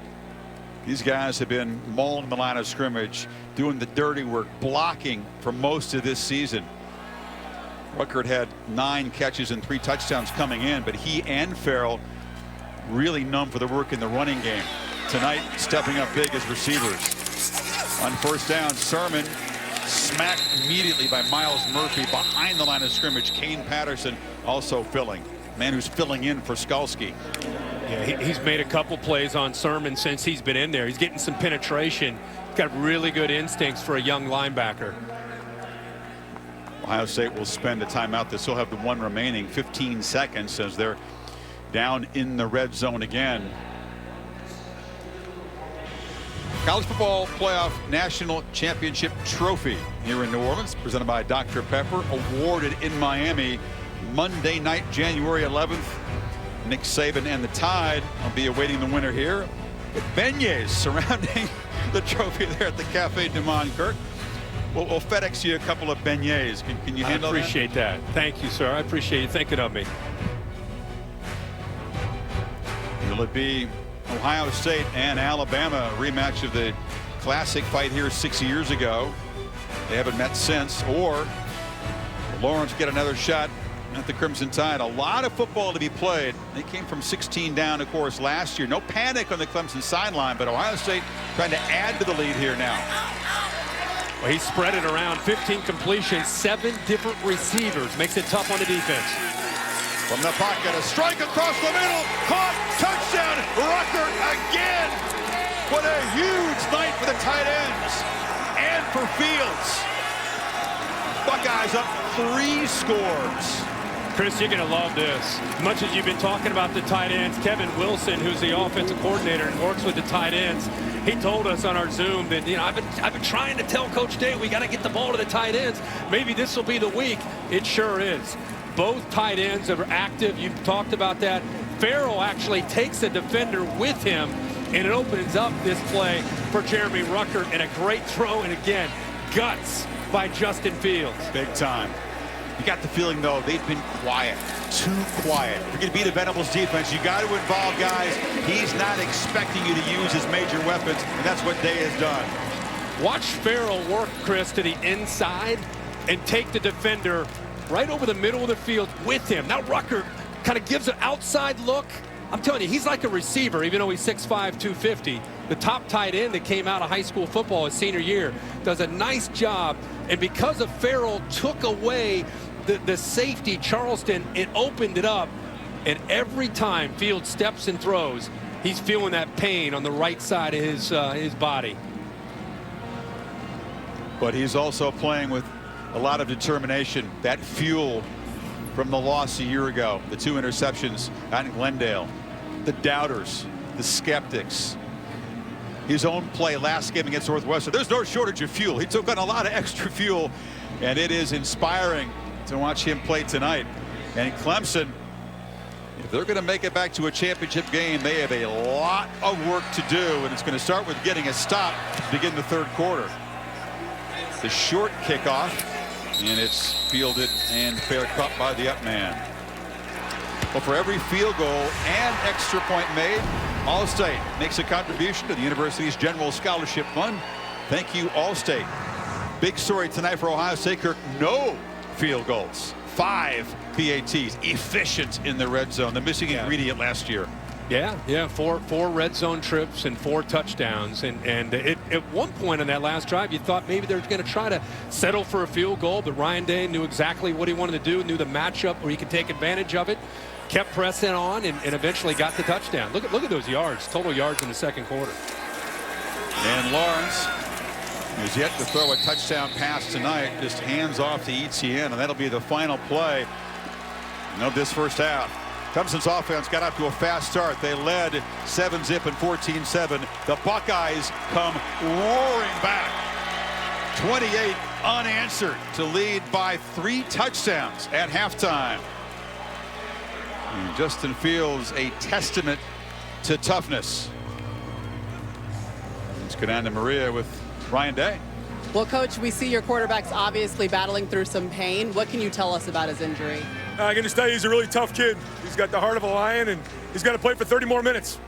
And what do you say about the way your team has asserted themselves in the first half? I mean, it's a good start, but, you know, this is a championship team we're playing, so we know no matter what happens at halftime, we were going to come in. We were going to have to play another 30 minutes. They're going to come out swinging. This drive coming out of halftime is going to be huge. All right, thanks, Coach. Let's go over to Tom with Dabo. Maria, thank you very much. Dabo down 3 scores and without one of your key defensive leaders in Skalski having been ejected. What are the adjustments you need to make? Well, we got to play better in the secondary, first of all. Lots of busted plays, and then we're not stopping the run game. Keeping the ball, hadn't been able to stop them. So give them credit. They got us on our heels. We got a long way to go. We got to get in here and figure out a way to stop the run. We got to clean up the miscommunications on the back end. Hopefully getting Nolan back will help us a little bit, and then find our rhythm a little bit offensively. We've been, like I said, some delays in getting the ball, but hey, got off to a good start, but give them credit. They dominated us this half. Appreciate it, Dabo. Got it. Almost 400 yards of offense for Ohio State. They've just about doubled up Clemson in that department, and they lead it 35-14. But as Day said, a lot more football to be played here in the Superdome. The halftime report after these messages. You're watching the Allstate Sugar Bowl on ESPN.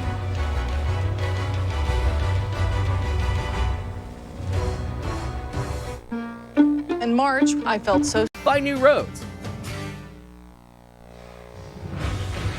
Set for the second half, the college football playoff semifinal of the All-State Sugar Bowl. Clemson down by 21 points as Ohio State plays a second quarter for the ages.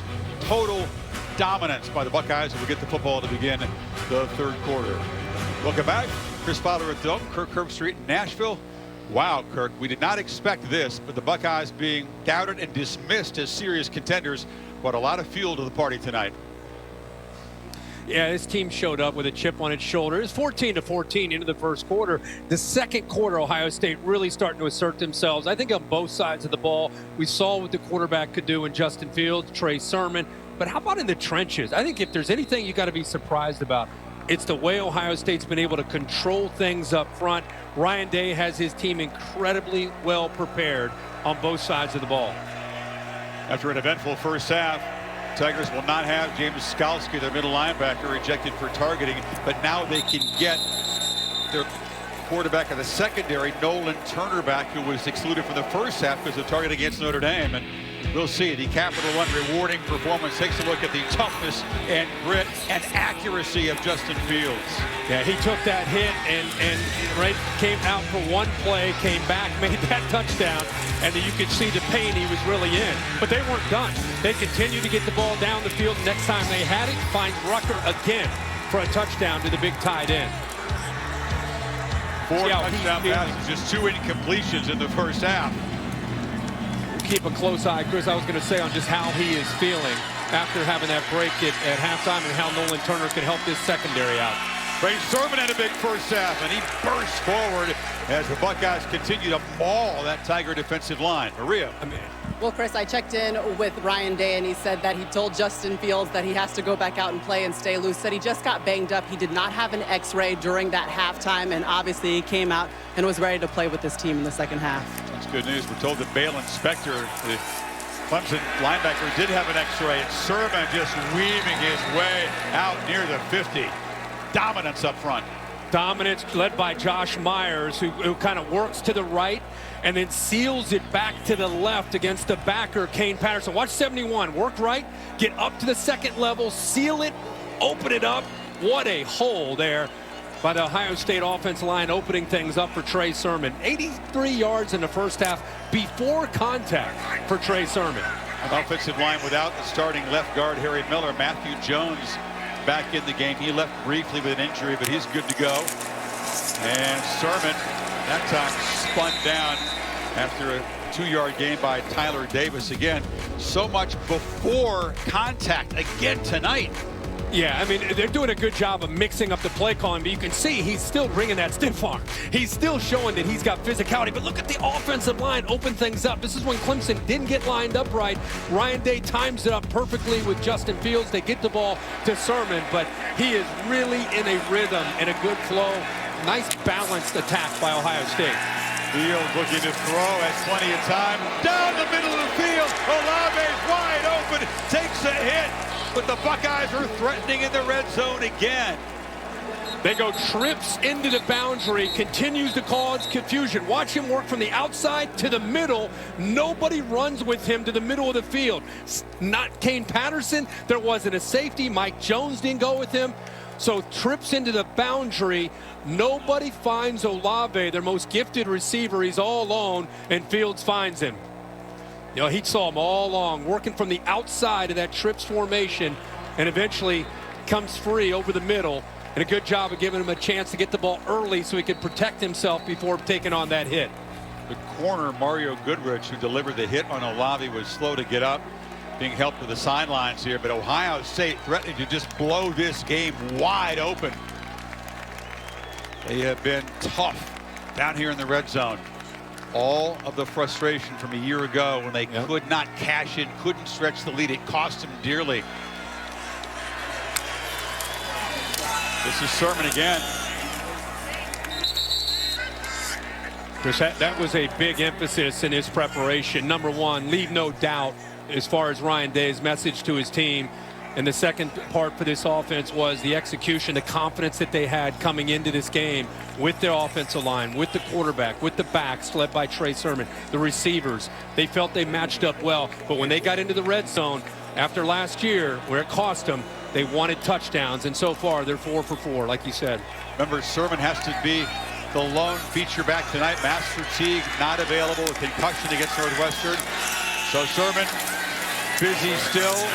He's up to the workload. He's waited a long time to show his talents. You mentioned the injury at Oklahoma, the slow start this season. A lot of pent-up frustration is coming out in the way this man is running. You know, he's been a beneficiary of Ryan Day, to me, mixing tempo. You know, sometimes you think of tempo and it's up-tempo, it's going fast. What we're learning about Ryan Day tonight is sometimes he is an up-tempo guy. But tonight he's mixing up the tempo. Sometimes fast, sometimes he'll wait until there's about 8 or 10 seconds left. Then he goes to the line of scrimmage fast with Justin Fields, making it tough on Brent Venables and his defense to get their own rhythm established. 3rd and 8, pump fake. End zone throw, and that's a mistake, and an interception by Mike Jones. Fields forced that one into traffic, and it's the first takeaway for the Tiger defense, much needed. Chris, I think Miles Murphy may have got his hand on this ball and affected that ball. Kind of was floating out of his hand. Watch 98, a little bit of a stunt up front.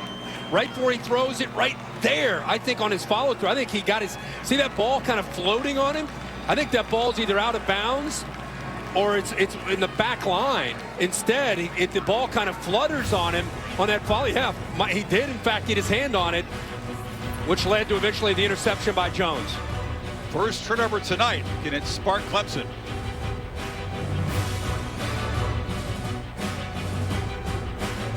No fees or minimums on checking and savings accounts. Dos Equis, a most interesting beer. Well, join us virtually, the College Football Playoff All Access Experience. Exclusive CFP content, games, prizes available. collegefootballplayoff.com/all-access for more information. Ryan Day talk about the importance of the opening possession of the 3rd quarter. Buckeyes marched it 63 yards for the interception, sets up Clemson, and now beginning of the long climb for Lawrence and company. Their first possession. It's a long throw and the catch by E.J. Williams on the far side. Tom? Chris, the number one adjustment that Dabo Swinney wanted to make was achieved. He knew that they needed to start this half by getting a stop. Now, offensively, they needed to develop some rhythm with Trevor Lawrence to find ways to build their way back into this game. Not to realize that they need a home run, but to put together successful drives and series to chip into this lead. Wonder if they get Amari Rodgers involved, Tom. On the edge there, Rodgers held it as 27 receiving yards in the first half. It already makes an impact play. Tigers and you go back, yeah, Chris, you go back to how this game started. The biggest concern Ohio State had was the edges of their defense, defending in space. What would they do if you got Travis Etienne or an Amari Rodgers out on the edge? And that's how Clemson moved the ball up and down the field early. Looks like Goodrich is going to go off the field, a corner from Clemson. But right here, these first couple plays, they're kind of going back to that, hitting those edges. So they take a shot on 2nd and short. Lawrence delivers a short strike, and the catch is made by Brandon Spector, who's got a first down at midfield. And again, if they're going to give you some of these easy throws, these underneath throws, and you got a quarterback like Trevor Lawrence who can deliver it accurately, you got to do that. By the way, I mean, he got rid of that ball pretty quickly, and he's lucky he did, because Haskell Garrett just pushed Will Putnam right into the face of Lawrence right as he got rid of that ball. No sacks for Ohio State, but they have influenced Lawrence with pressure several times tonight. Etienne, a quiet first half running the ball. Nice forward for 8. Travis, as a receiver, had 3 catches, but just 14 rushing yards in the first half. Yeah, he and Trevor Lawrence, we thought we'd see their legs more involved, and really didn't see a lot of that. This time Garrett slowed just a bit because he had to respect Trevor Lawrence on that read. They're reading the inside now. You know, we see Chip Kelly do that at Oregon. He was one of the first to do that. Rich Rod at West Virginia. Instead of reading the in man, let's change it up. Read the guys in the inside. That time he's reading Haskell Garrett on the inside. On 2nd and 2, Lawrence takes off and weaves his way near the marker. They'll spot him just outside the 40. Togiai and Borland on the tackle. It's going to be 3rd and inches, at least where they're spotting it right now. Kind of drive that could change everything for Clemson if they can find the end zone. Etienne deep in the pistol. They just need a couple inches. And Travis is going to make it down inside the 40. Tom reporting he was cramping in the first half. Really hasn't been himself. Had that big breakout game against Notre Dame.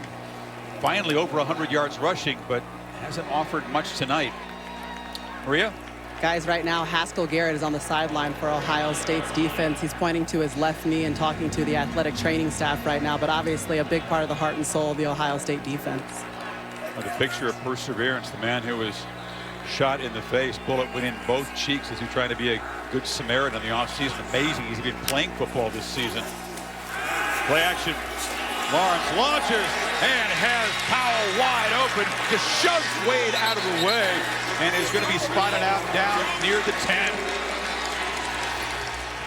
And Cornell Powell's a guy that can make plays. See Shaun Wade losing ground, and that's what they want to try to attack. Even though Shaun Wade is talented, they feel good about Wade being soft in coverage, that Powell can beat him, and there's the accuracy and how important that is from Trevor Lawrence. Sometimes you avoid an All-American, and sometimes because of his technique, if he's losing ground like that, you want to go after him. 1st and goal right from the 10. Little confusion, and the ball is batted up in the air. It's incomplete. Seven Banks was there. Etienne and Trevor not on the same page with the fake. Seven Banks, I think, makes a good play. Keep in mind, he's 6'1", about 200 pounds, almost built like a safety. Little mix-up in the backfield there maybe affected Trevor Lawrence. Etienne went right. He fakes left. At least Etienne kind of looking back at him, but really nice coverage that time by Banks, getting that right hand around. 9th play of the drive. Lawrence flips it into flats. Howell stretches for the pylon. Touchdown! And the Tigers begin to chip away. Powell beating Shaun Wade a couple times on that drive. First TD pass for Trevor. That's a 9-play, 80-yard touchdown drive for Clemson, and a good answer to be able to come up with the interception and then put a drive together like that. Again, there's that soft coverage. So that really, Chris, on this entire drive, when they threw the ball, it was Ohio State soft in coverage, Clemson taking those underneath throws, and then relying on their athletes to make a play after the catch. And this time, Powell gets to the corner of the end zone before Proctor pushes him out. Powell, the old man of that receiving corps. He's 23 years old. One of those fifth-year seniors who arrived at Clemson way back in 2016. So it's the dream start for the Tigers in the second half after being completely outplayed in the second quarter. Back to a 14-point game midway in the third.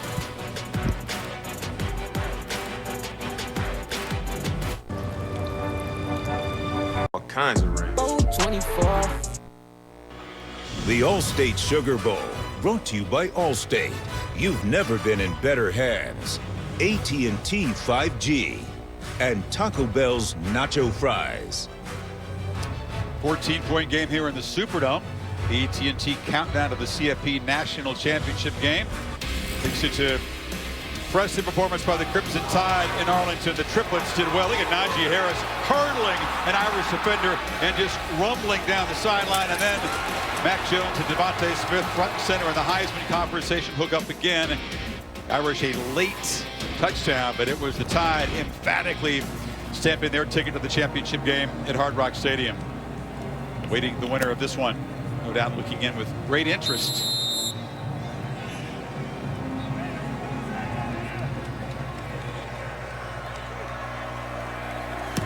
Now Fields and the Buckeye offense back to work. The lead has been trimmed to 14, and the kickoff must be played. It took a bounce backwards there, and Sermon there to alertly fall on it, but Fields will be backed up now inside the 10. A little confusion on the back end here. Well, McCall was hoping it bounced in the end zone. Yeah, checked up for him. It did check up. And remember, that could be recovered by the Clemson team. So Sermon falls on it, but bad field position. There was the long arm of Miles Murphy getting a thumb on that pass of Fields, and then Jones intercepting it in the end zone, and all of a sudden, the sideline, the guys in orange, has some life.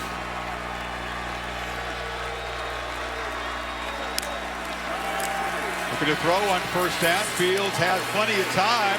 Now retreats, tries to direct his receivers, and has to just throw it away. There was nobody open. Eventually, Murphy got there to pressure it.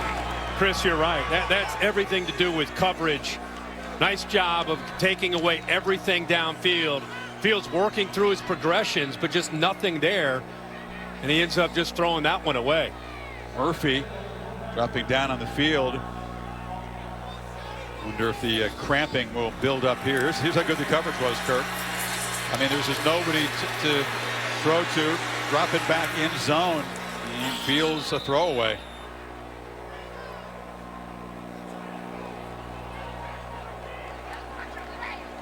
This Clemson defense just not used to being completely manhandled up front, looking very confused. Buckeyes over 200 yards in the second quarter alone. You know, Venables had some strident conversations with his guys at the break. Now let's see if Miles Murphy, he's a big-time player for Venables in this defense. They need him. Saw him make that play on that tip pass that eventually Mike Jones intercepted. KJ Henry, who limped off earlier, he's back in there. Balin Spector, who told you he was x-rayed, but he's going out there.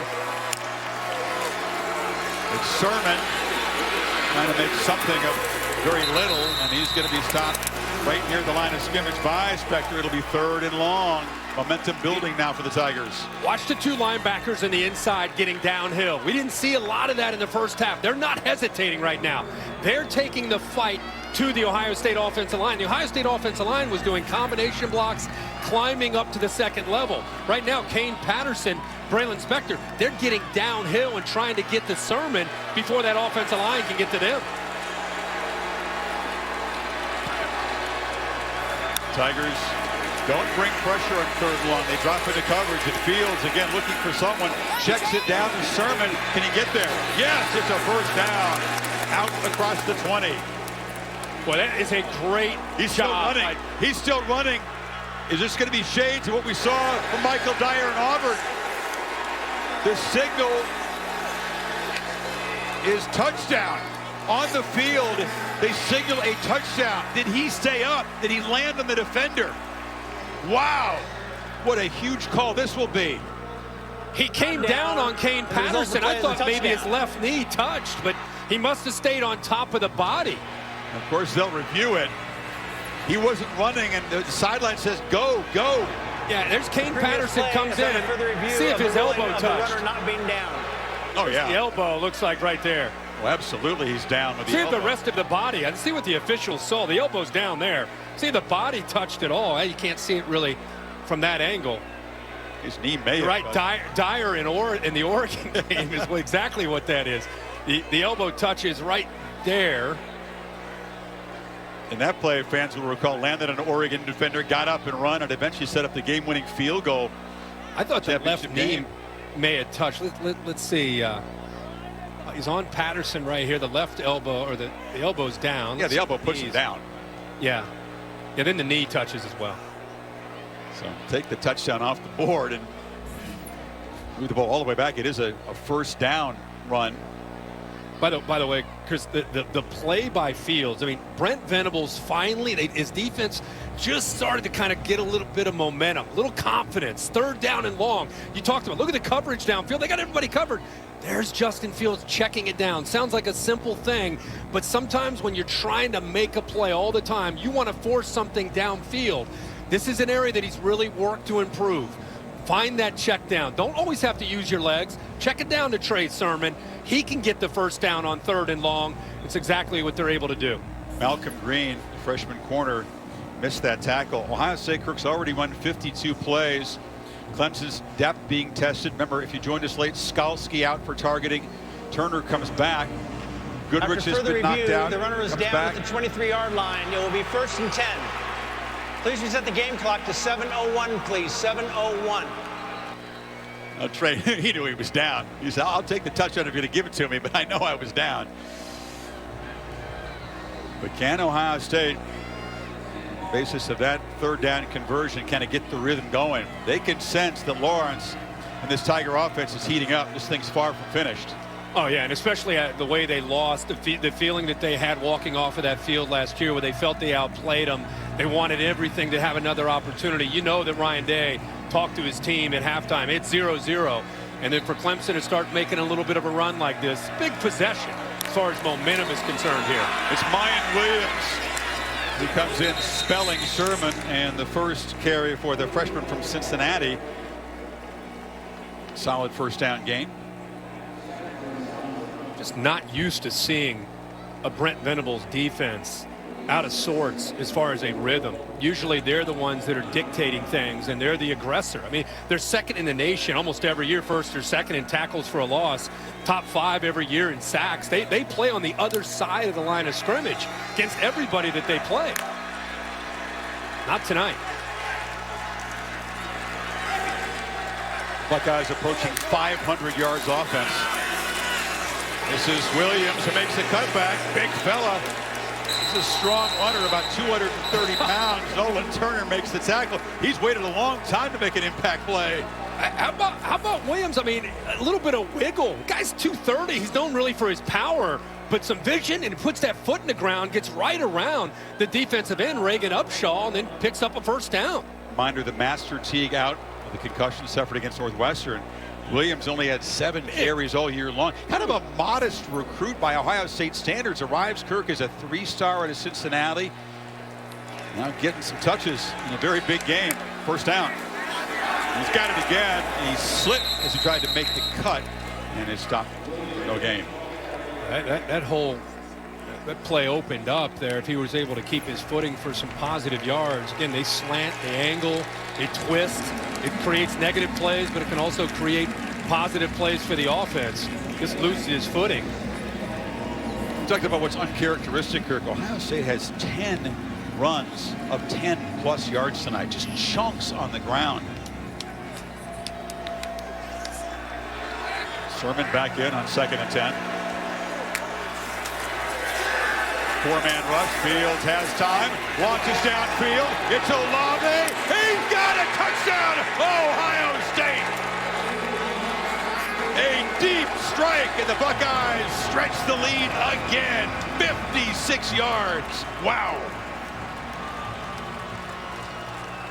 Great patience by Justin Fields. He went all the way from the right and came all the way back to his left to find the defense out of position, and then he shows you the arm strength downfield. Olave, this play took a while. I mean, the offensive line does a good job. Look how he gets behind Nolan Turner. I don't know if they thought he could make that throw, Chris. Watch Nolan Turner, the back end of this. Right at the 50-yard line, kind of working towards the middle. He takes that crossing route, opens it up for the post, and then Justin Fields shows you the arm strength and the accuracy to make that throw where he gets behind Kendrick and Turner. That midsection might be hurting from that shot from Skalski, but he just torqued that core around, heaved it downfield. Olave, of course, who was so disappointed in the end of the game last year, making the touchdown catch. By the way, it's Wyatt Davis, All-American guard for Ohio State, who was down on the field way back at the 39. So we'll await the PAT. The lead is back to 20. Well, they take a look at Davis.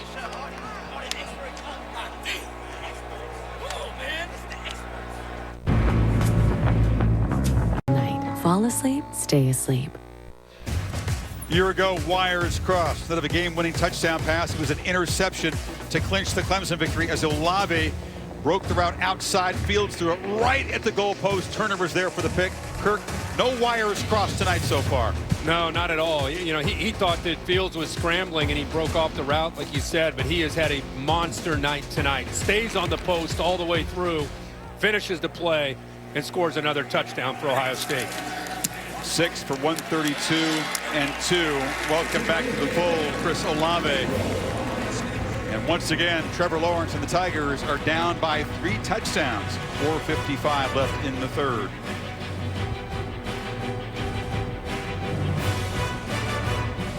On a high-stakes Fansville by Dr. Pepper. Go back and look at this touchdown. Mentioned Nolan Turner, who's just coming into the second half as a leader back there, but he gets caught up. He sees Garrett Wilson across the middle, just enough to hesitate, just enough to be able to see that.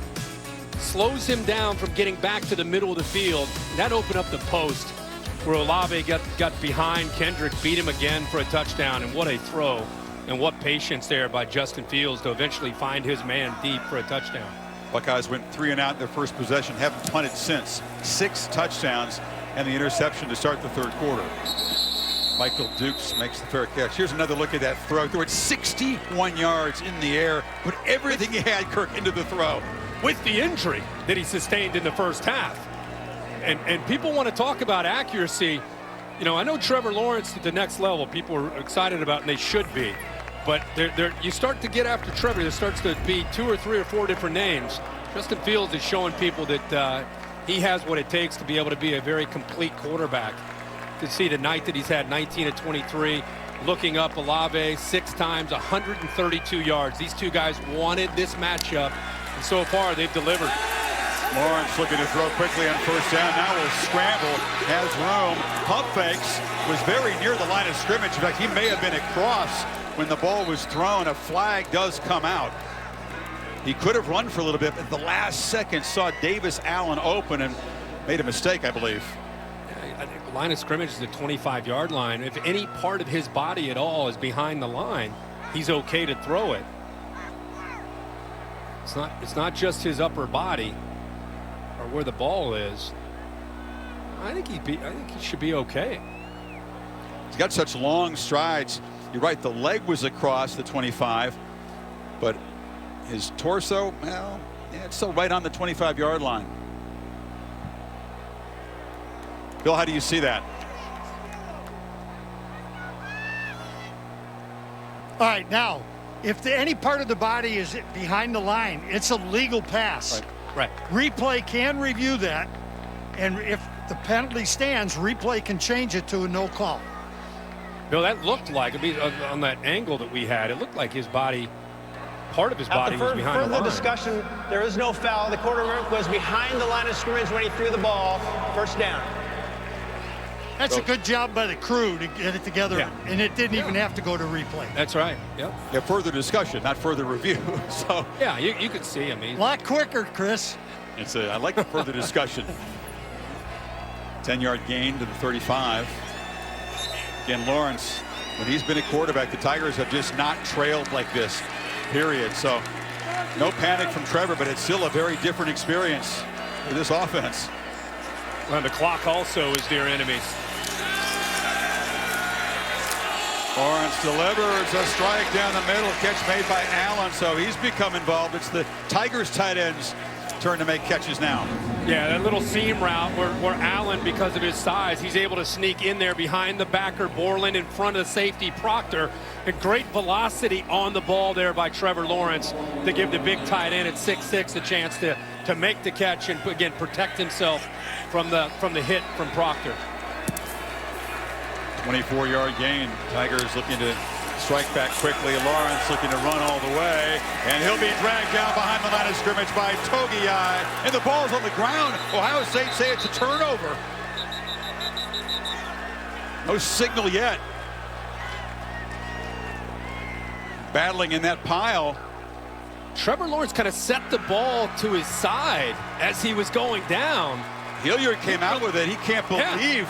Lawrence can't believe it's a fumble. He didn't really have any urgency to go get the football. It was almost like he just kind of set it off to the right side of his body, and the Buckeye defense started fighting for the ball. I think Haskell Garrett, 92, gets in there. They're ripping at the ball right now. Yeah. See, watch how Haskell Garrett smartly, wisely here picks up the ball, fights for it anyway. Was he losing control already before the knee went down? That'll be what the replay officials look at here. He changes the ball from the left hand. It comes Previous out there. Play is under further review. The ruling on the field was a fumble recovered by the defense. You're right, though. He did put his hand on the ball. Body was on the ground, put his hand on the football. And you're right, he clearly felt that that was enough to maintain possession and control. There was no urgency other than that. Then they rip his hand off the top of the ball. So well, I saw the ball went from the left hand to the right hand. Looked like a fumble. And let's see what Bill thinks right here. I've got no control of the ball. That just because the hand is on the ball is not possession. It's not control. I've got this as a loose ball. It's a fumble. So they would not consider it control even though he's got the hand on the top of the football and is on the ground. No, that is not control. Right there. That's what we're talking about. Very wisely, just a very wise move by Haskell Garrett to reach down for that ball to keep it alive and allow the rest of the defense to rally to the ball. Togiai and Garrett, those two studs inside, combining in the play. Togiai forced the fumble, and you see Garrett scooping it up. This is an enormous ruling here. Why is it the replay always comes into play when these two teams collide? This will be crucial. Ohio State gets the football back up 3 scores with 19 minutes remaining in this game. This will be the first turnover for the Tigers offense tonight if the call stands. If they retain possession, they've got it at the Ohio State 40. You know, Ohio State had a 3-and-out to start the game. They had the interception to start the second half, and other than that, they put points on the board. I mean, this, as you said, Chris, this is a critical review, and if it goes in favor of Ohio State, they're looking for potentially a knockout shot. You know, once again, a long review. Remember the fumble, no fumble from a year ago? Was it a scoop and score? Was it a completed pass before Ohio State knocked the ball free and ran it for a touchdown? That call went against Ohio State, as they feel most of the big calls in this game did. There's another look. The ball is out there. Higgins makes the catch. Ohio State fought, and then the ball is scooped up and run in for a touchdown. But upon further review, they said he didn't have possession of the ball, so it was ruled incomplete and no touchdown. There's the important ruling from David Alvarez and this Big 12 crew. After further review, the ruling on the field stands of the fumble, first down, Ohio State. So the Buckeyes' first takeaway of the night. Togiai caused it. As you said, Haskell Garrett reached down and kept that ball alive, and eventually the Buckeyes got it.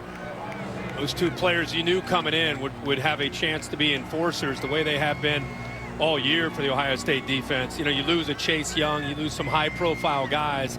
People watch the Ohio State defense and say, okay, where are the first-round picks? They may not have first-round picks, but with Larry Johnson coaching them, they still have a lot of talent led by the two interior players. Got a first-round pick at quarterback, and Fields is back at it, flipping on the far side there. Catch made by Williams. And all of a sudden, you say there's no panic on the Clemson sideline, but some serious concern. Lawrence hoping this Clemson defense can get the ball back without further damage. I think you see Ryan Day up 21 with 3:30 or about 3:30 to go here in the third quarter. I don't think you're going to see his approach change very much. They already have a nice time of possession advantage, but I don't think they go into any kind of slowdown. I think it's the same kind of tempo. They throw again. Catch by Smith and Jigba, knocked down immediately by Booth. No gain. And I think Brent Venables has to start taking a few chances in coverage. He's got to tighten things up and try to see if his corners can hold up. I know it's been at times tough in coverage for them against Olave and Garrett Wilson. But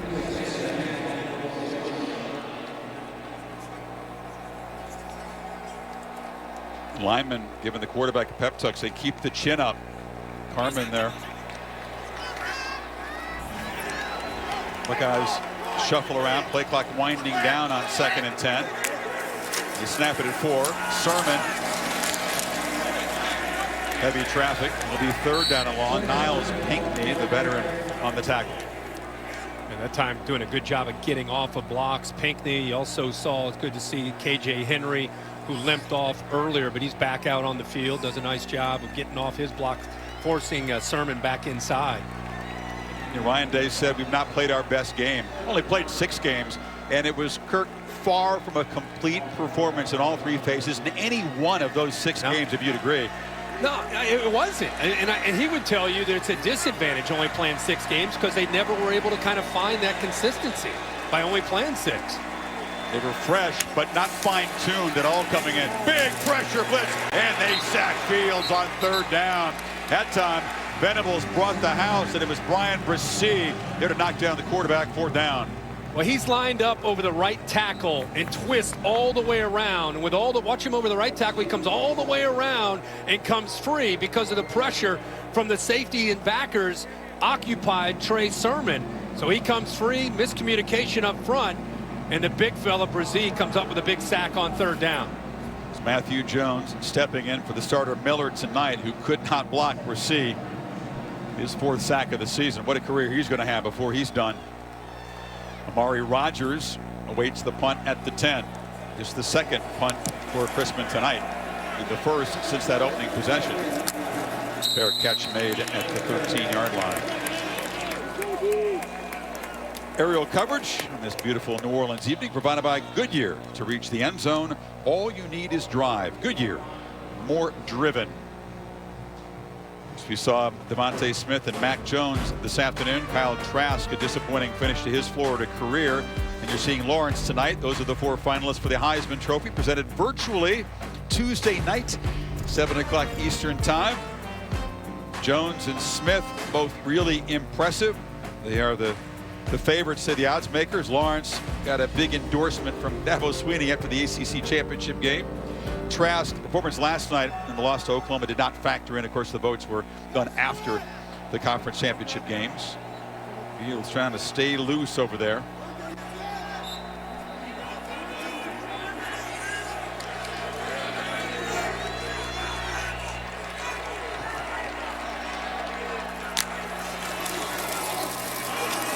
Etienne cuts it back. He's knocked down by Warner after picking up about 8. So the only thing that Clemson, well, I don't want to say the only thing, after the fumble, they lose time off the clock and they lose field position, which when you're down 21, under a minute to go in the 3rd quarter is a pretty big deal. Final minute of this quarter. They have not been able to cut into the Ohio State halftime lead. Each team scoring once in the period. Lawrence again, trying to make an impact play as a runner. You recall last year when he rumbled all the way to the end zone from 60-plus yards. He's been held in check tonight.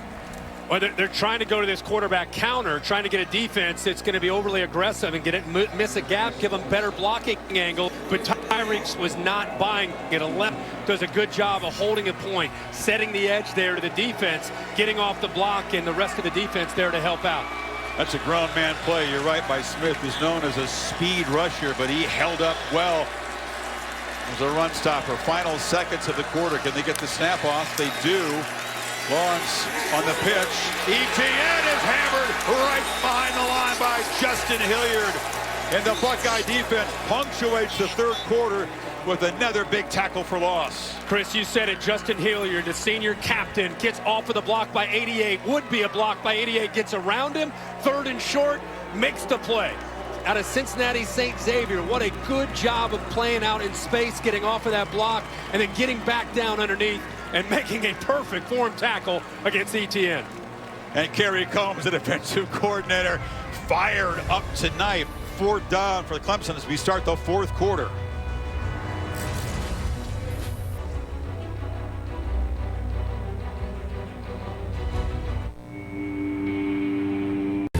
Of UFC. 4th quarter coming up. College football playoff semifinal at the Allstate Sugar Bowl inside the Superdome with just 3,000 lucky souls to witness this stunning performance by Ohio State, up by 3 touchdowns. Justin Fields, trouble even getting on the exercise bike with that grimacing. You can see he's got some extra padding there on the left side, the torso and the hip area. Meantime, it's 4th down to begin the 4th quarter, and another misfire by that Clemson offensive line. Suddenly it's 4th and 6. Does that change the decision now for Dabo Swinney? Number 65, 5-yard penalty. Still 4th down. Oh my goodness, it was Matt Bockhorst who were going to go for it in 4th and short, and now looks like the punt team is heading out there. Yeah, just anxious on a 4th down play. He's a veteran, a junior out of Cincinnati. Just jumps the gun there on 4th and short, trying to get a head start, trying to be able to get maybe on that reach block, and just jumped the gun. Bockhorst and Carmen, both Ohio natives, you know, extra pumped up tonight, and you're right, a little too anxious. So now, instead of a gamble deep in their territory, it's just the safe play, the punt by Spires, and the fair catch made by Wilson. Maria. Well, Chris, you mentioned Justin Fields trying to get on the exercise bike. Really, he hasn't sat down much since taking that hit. He's trying to stay warm as much as possible. The one time that he stopped was to check in with his offensive line. He hit everyone's hand and said 15 more minutes. Give it all that you've got. But he's staying up, trying to stay warm, has a lot of padding on that right hip and trying to really gut out this last quarter. He's been gutting it out. And he's not had a plate of beignets at halftime, Desmond Howard style. That is the padding you see under that jersey that was not there at the beginning of the game. But no way he's coming. I missed just one play after that big hit, by the way. I just keep going back to the entire team's determination and focus on, you know, people talking about him this year. They didn't deserve it. The way they lost last year, there's no way he's coming out. Sermon breaks free, gets the corner and scoots out of bounds. Yeah, the hype video ended with the rewrite the ending. That was the whole theme after last year. How about that little shake right there on Charleston? That play, again, designed to go to the left, but you better be ready to defend the entire field with Trey Sermon. He's got tremendous vision and quickness, and he's able to cut back. If the front side's taken away, whoever has the back door better make sure that they're solid there, because he'll shake you, and then he has the acceleration to get upfield and get a lot of yards. So rewrite the ending means close. They got 14 minutes to protect this lead. Looking to add to it. Fields down the field. Caught for a touchdown! Jamison Williams make it 5 touchdowns for Fields tonight, and the Buckeyes can smell it. A 45-yard strike. And Fields is delivering a performance that's going to live forever in Ohio State history. This is truly special tonight. See Nolan Turner, both safeties. I talked about Venables needing to roll the dice a bit and being aggressive. It means leaving those corners on islands. This time it's Sheridan Jones against the fastest receiver on the Ohio State roster, Jamison Williams. Both safeties at about 6 to 8 yards up tight, anticipating run that Ohio State's going to keep killing clock by running the ball. And instead, they see the one-on-one matchup and they take advantage of it downfield in Williams. Justin Fields had more than enough fuel. Total determination tonight, 22 of 26, 385, 6 touchdowns. Ohio State in charge, up by 28.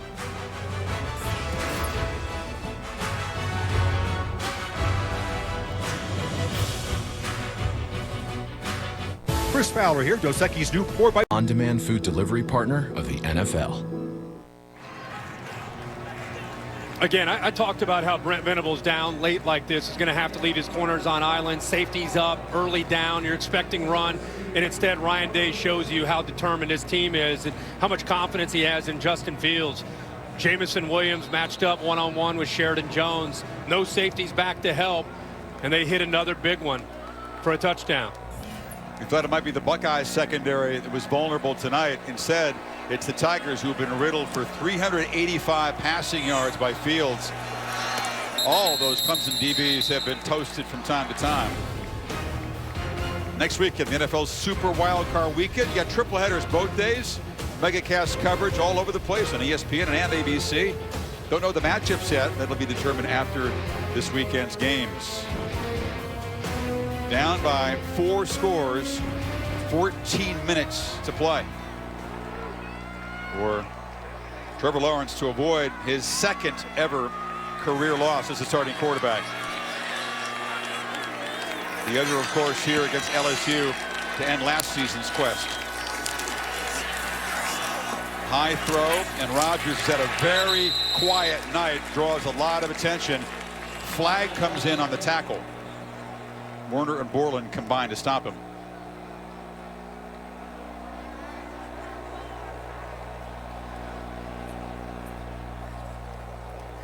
Not many flags tonight, just 2 penalties on Ohio State, 3 on Clemson.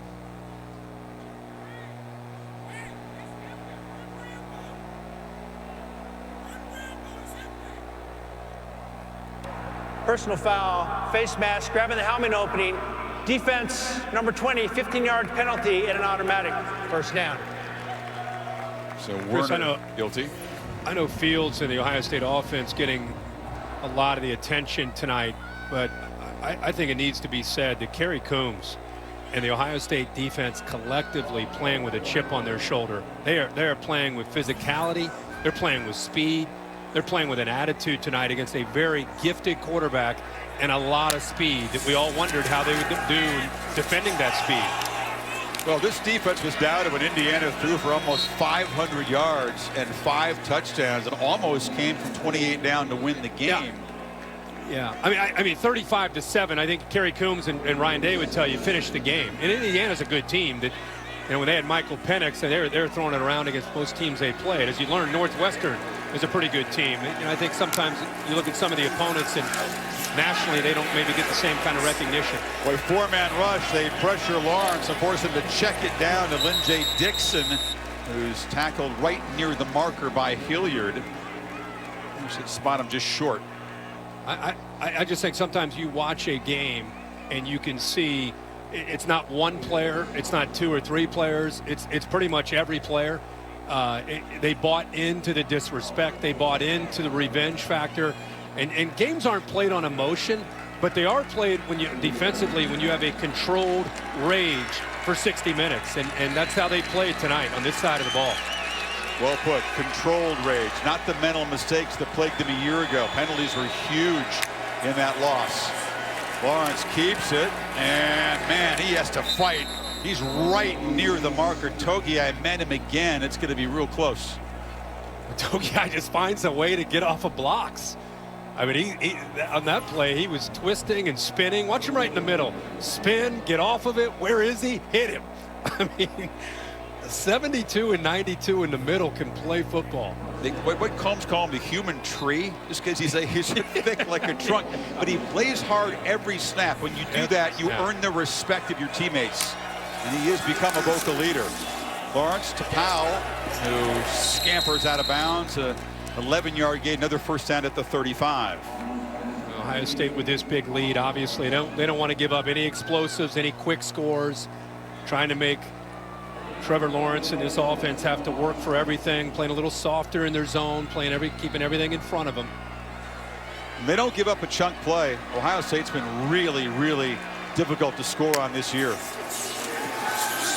Lawrence flips it over the head. In fact, nobody's been able to march down the field and score a touchdown unless they've had at least one play of 20+ yards. Cooper pressured Lawrence that time. That time they did a nice job. Actually, I'm talking about softer coverage. That time Sean Wade, I looked at as the ball was being snapped, he's up tight right in the face of Cornell Powell, kind of jamming him and challenging him off the ball. There he is again down at the bottom, this time against Frank Ladson. Conversation We're with Dabo Swinney on the sidelines here.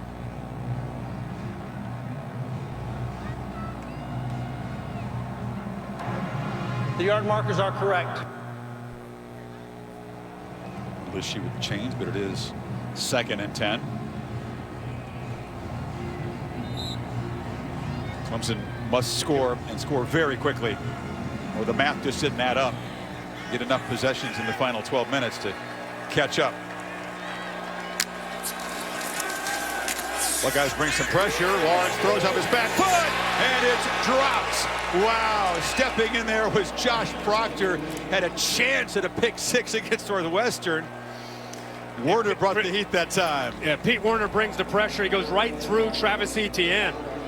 Right there, does a good job. He doesn't slow down. He gets into the face of Trevor Lawrence, and that's why that ball floated that way. And boy, Proctor, as you said, Chris, he had one in Indy, and this time he drops another one. He could have sealed it, as it is 3rd and 10. The tough night continues for Travis Etienne. Hasn't done a lot running or receiving, and didn't pick up that blitz. Lawrence again under pressure, tried to get the ball on the edge to Powell. Flag comes in. It was Wade in coverage. It'll be pass interference on Wade.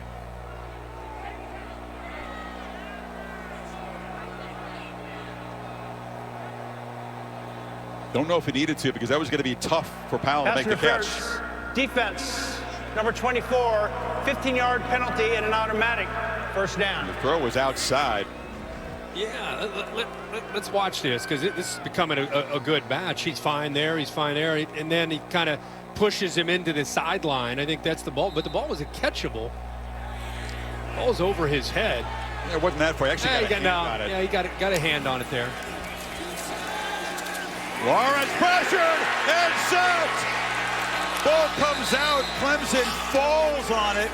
Cooper got there again. The fumble recovery made by Putnam. Tigers avoid a turnover, but Lawrence is beginning to take a beating.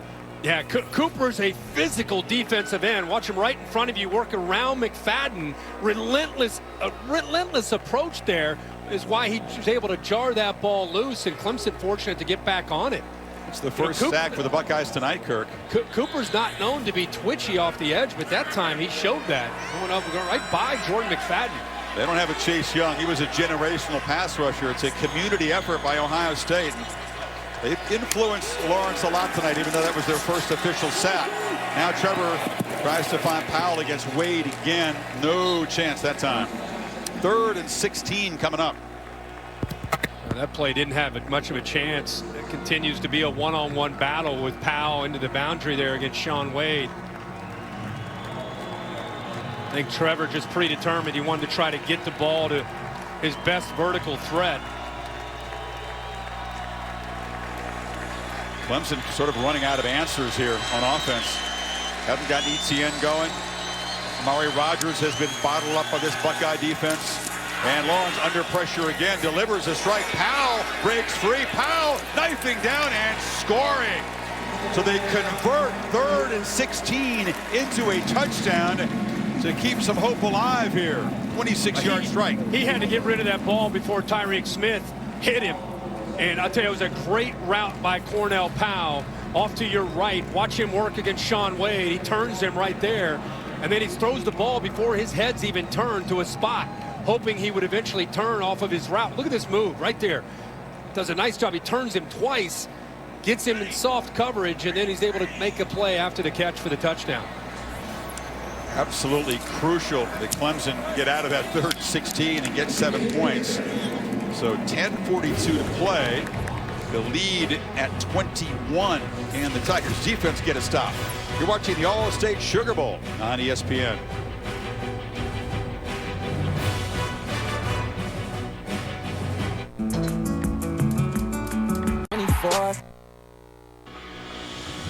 The Allstate Sugar Bowl, brought to you by Allstate. You've never been in better hands. Capital One, what's in your wallet? And Bolt 24, real advanced hydration from the makers of Gatorade.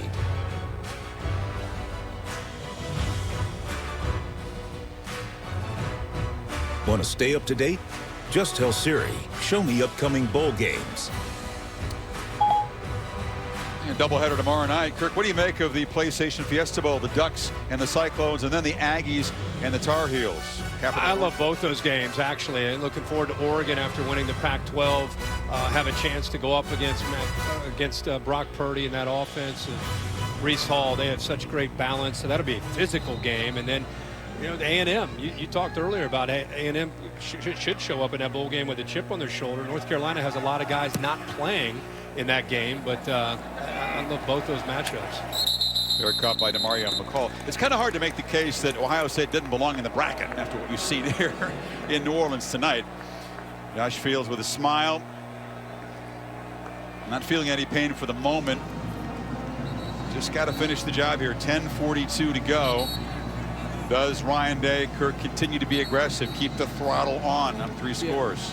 I think you're going to see a similar approach. I think it's a mixed bag as far as tempo is concerned. Of course, he's going to be conscious of the clock and trying to work that maybe a little bit more now that they're into the fourth quarter. But he came in with a mindset, and he wanted his team to have a mindset of playing with an attitude and playing with a chip on their shoulder.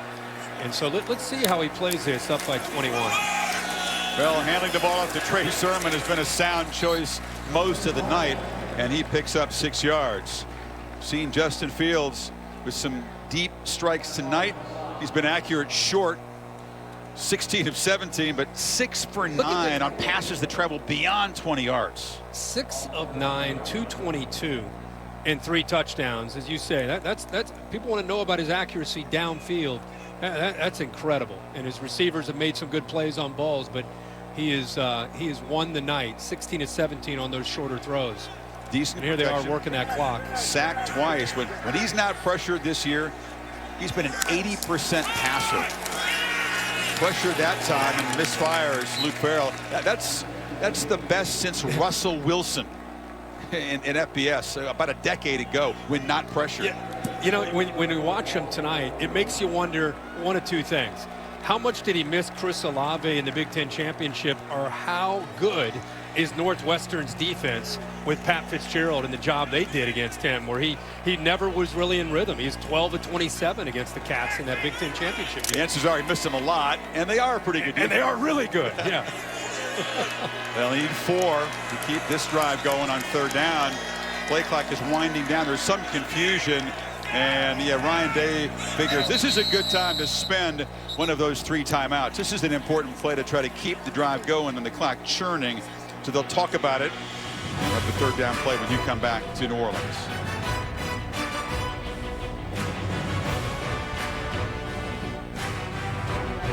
I don't know why I can't come with you. Ever since Carolinas. Going to get a deal. Where's the door? Aerial coverage brought to you by Goodyear. Keep driving from the first kickoff to the final whistle. Goodyear, more driven. New Orleans eerily quiet. Saw a few Ohio State and Clemson fans kind of wandering the streets today, but so different in this COVID era from the typical festivities of the Sugar Bowl. No diminished intensity on the field with only 3,000 fans looking on. This has been another slugfest between these two heavyweight programs. Ohio State facing a 3rd and 4.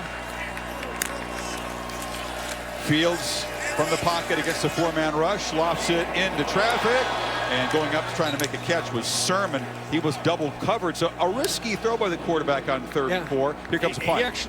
He actually had Smith and Jigba underneath to the right. Look, he goes over top, and look to the bottom. Look underneath right there. If he throws that, he just didn't see it. One of those rare mistakes, one of those rare reads he didn't make.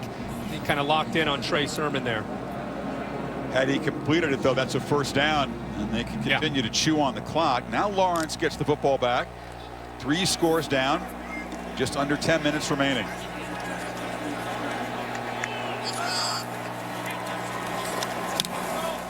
Punt safely away by Crispin. It's a short one, and this one checks up and takes a Clemson bounce.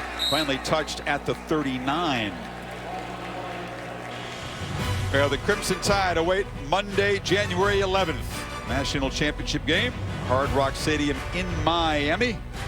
8 o'clock Eastern time on ESPN is the kickoff. And the megacast coverage on multiple platforms. The Bear Kirk chiming in that the Tide have been listed an early 7-point favorite. Is that against whomever comes out of this one? Or is it the assumption that it's Ohio State? You know, Buckeyes don't care, Kirk. They'll take being a touchdown underdog. If you look at the history of this program, as you well know, when they're doubted, when they're countered out, when they're not expected to win, this goes back a long time.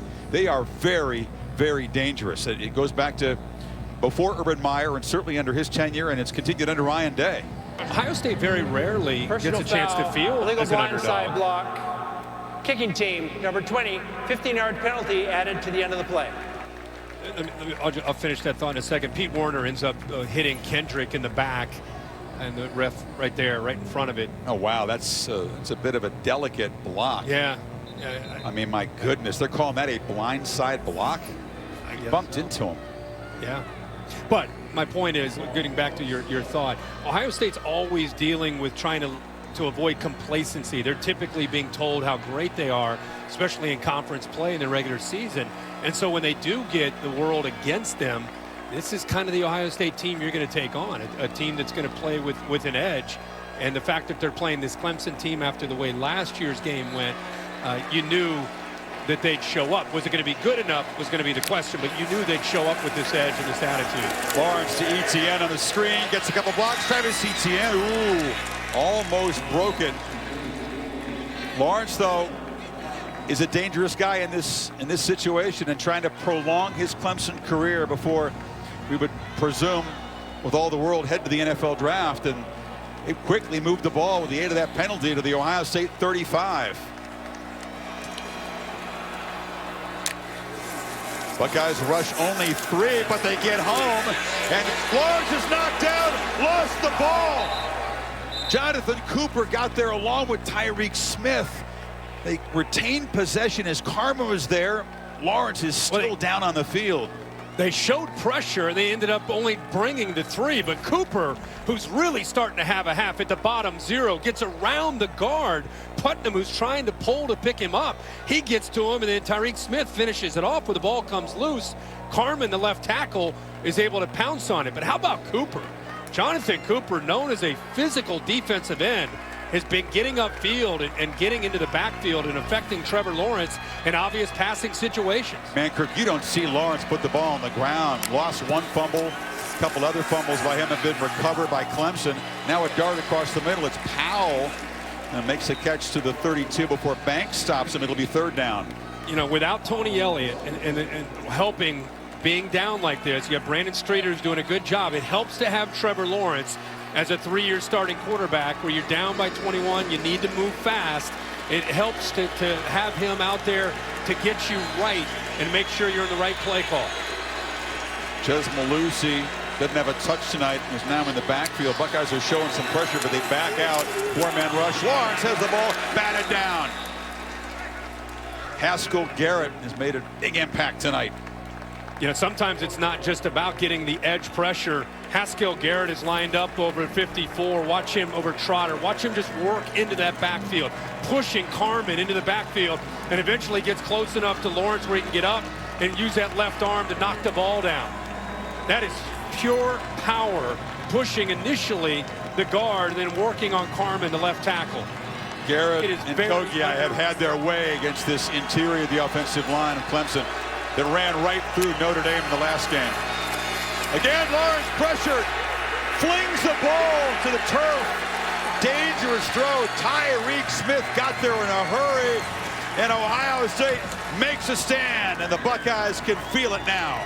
Boy, Baron Browning gets around the edge, forcing Lawrence up, but it's the inside moves by this defense. This time it's Tyreek Smith working over the left guard. Ohio State knows Lawrence is throwing, getting after the quarterback, not giving him any chance at all to set up to throw the ball. Ohio State takes over, 7:43 to play, up 21.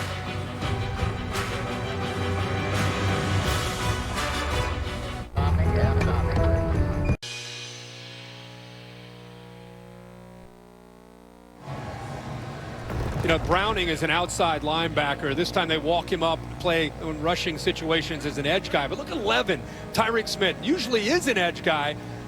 obvious passing situations, they move him in against the guard, this time Mason Trotter, and that spin move was electric.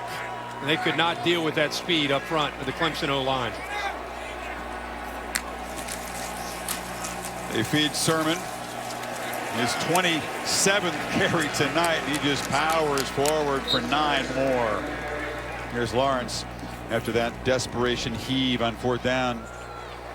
And Will Sweeney using the play chart to kind of shield his head as he has words for his quarterback, who, barring a miracle for them, is going to lose for just the 2nd time in his career. Yeah, that's just more of a thank you for everything you've done kind of thing. Communication there between Dabo and his quarterback. No urgency now for the Ohio State offense that has mixed tempo so beautifully, kept the Tigers on their heels, using all of the play clock on this 2nd and 1 play.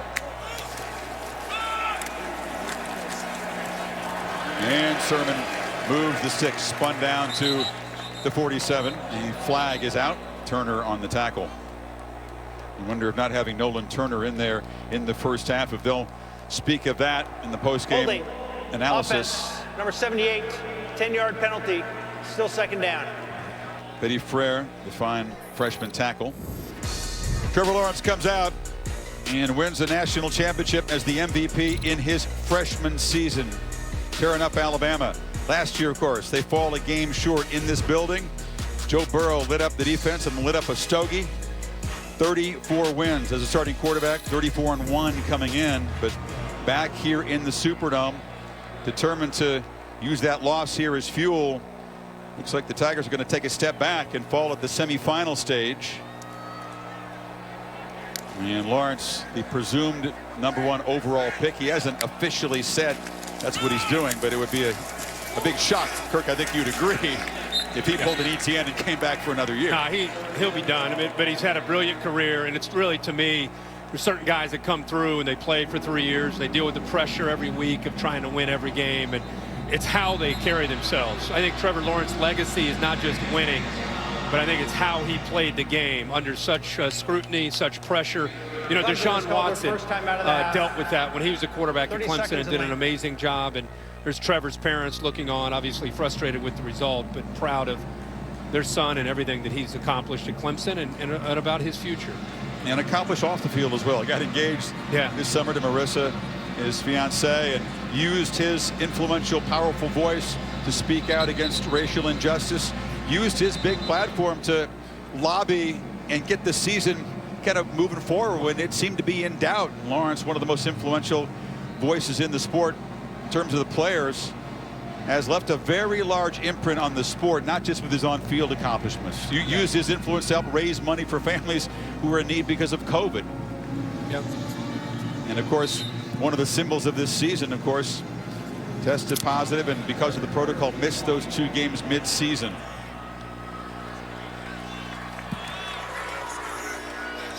What a story Trey Sermon has been.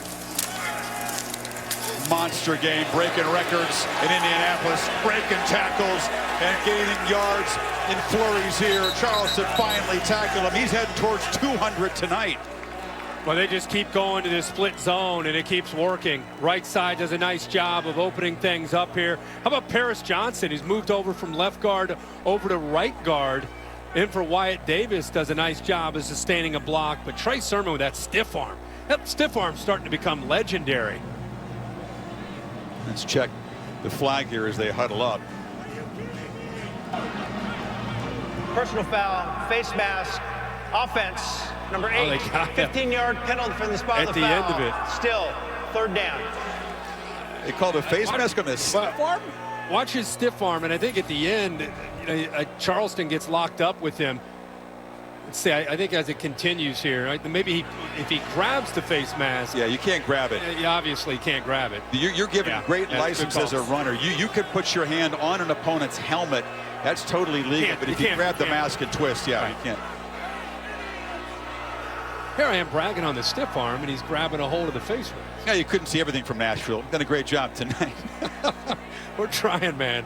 Looking forward to Miami. Oh, yeah. Standing next to you. I look forward to that as well. And it'll be a lot of build-up, a lot of talk, if Ohio State holds this lead. Of course, the rematch of the game that was here in the Superdome.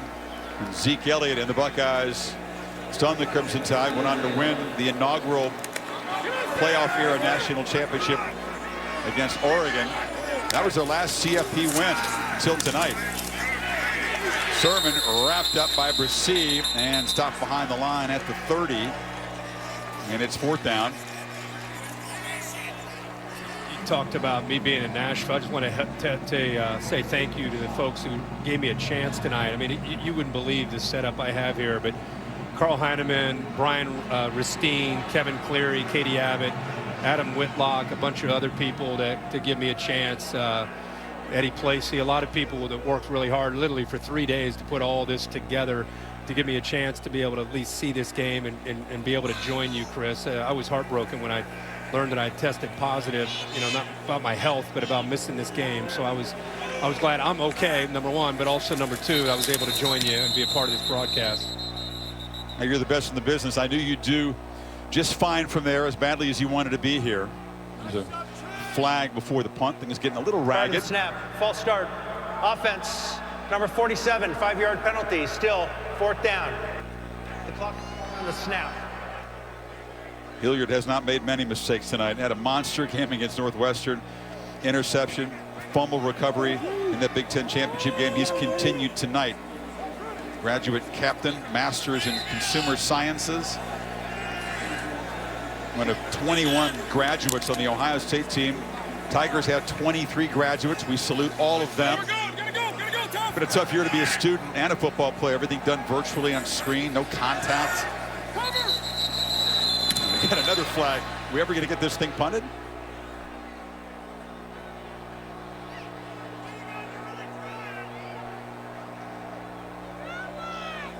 Back him up 5 more.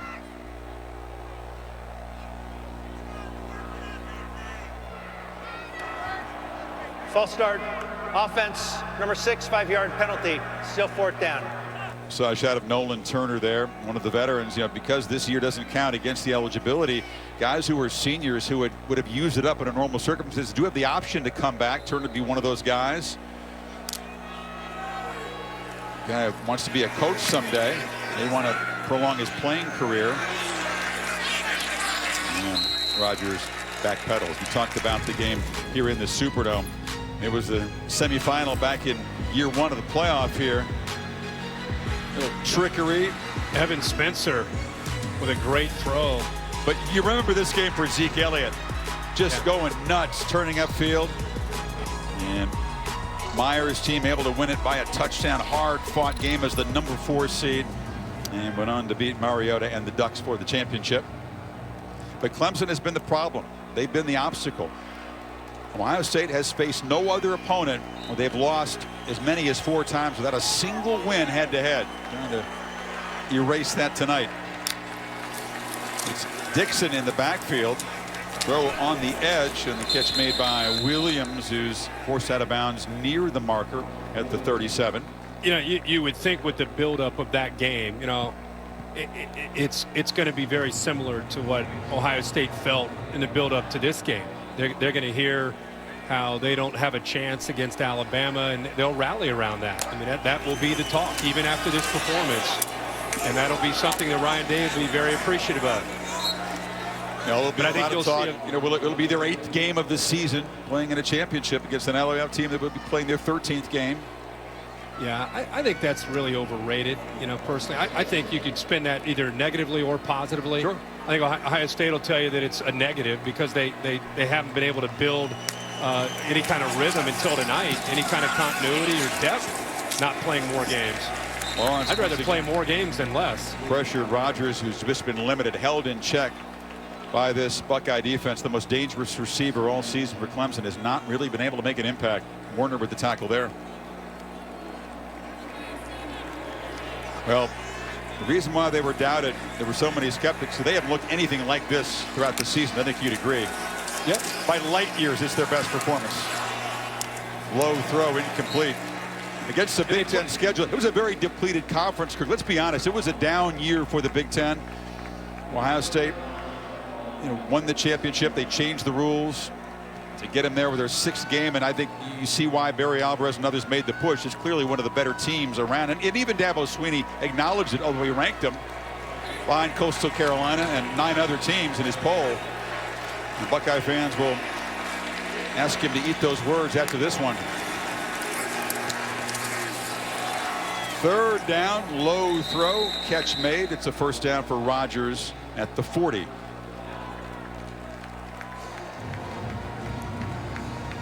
Swinney saying nothing personal. He and Day have a nice relationship. He said it didn't matter whether it was Ohio State or any team that had played just 6 games. He thought that was not worthy of consideration. Yeah, principle. Yep. Tell that to Ohio State. Right. No, I think Ryan Day appreciated it, you know, and I think he used that. But I think it was really more about, I mean, when you go through an entire winter conditioning, you go through a global pandemic, and your focus is on getting back to the field because of what happened the last time you were on the field and the way you lost the game. I don't think him ranking him 11 had as much to do with as the game last year. That was the focus. That was what these players wanted a chance to get back at. When you're lifting weights at 6 o'clock in the morning and the score is up, Clemson 29, Ohio State 23, and it's January and February, that's all the incentive you need. Galloway with the big catch. Sets up the Tigers at the 12. And Lawrence for the end zone over the head of E.J. Williams. Olave, welcome back into the fold tonight. 6 catches, 2 touchdowns, and a performance by his quarterback, Justin Fields, that will be talked about forever in Ohio State lore. Even more so if they can finish the job and beat the Crimson Tide. But whatever happens in Miami, tonight in New Orleans, the way Fields played in pain with such great determination and toughness. Seen few things like it in all the years I've watched this sport, frankly, Kirk. Yeah. 385 and 6 touchdowns. Brent Venables has his defense around him. I agree with you, Chris. I was, in fact, thinking about that when I watched him limping off the field. I've been following Ohio State football really since the mid-'70s, and I'm trying to think of any kind of individual performance where a guy had to gut through a performance and put up 6 touchdown passes. I really can't think of one. You're right. This will be remembered, not just for the execution, but for the way he was able to fight through pain. Lawrence almost lost the ball again and is dragged down by Browning at the sideline. It's been a difficult night for Trevor. Clearly far from the way he wanted to cap his Clemson career. Chris, I'm going to tell you, man, Nick Saban's sitting watching this game. He's looking at an Ohio State defensive line that looks pretty salty, pretty athletic, pretty physical. You know, he's probably already starting to do his homework and looking at Ohio State. I'm telling you, if you know Coach Saban, he probably is. But this defensive line has sent a message. And they're not just a big, strong, physical group from the Big Ten. They've got some twitch on that field, and they've been putting a lot of pressure on Trevor. 4th down here, final flicker of hope for Lawrence and the Tigers. Throws off the back foot to the end zone, and it's intercepted on the carom. It's Sevyn Banks. And Banks just weaves his way down the sidelines, still running, and ducks down, and let the celebration officially begin on the Ohio State sideline. The Scarlet and Gray faithful here in the Dome, and all throughout the Buckeye Nation and their fans around the world.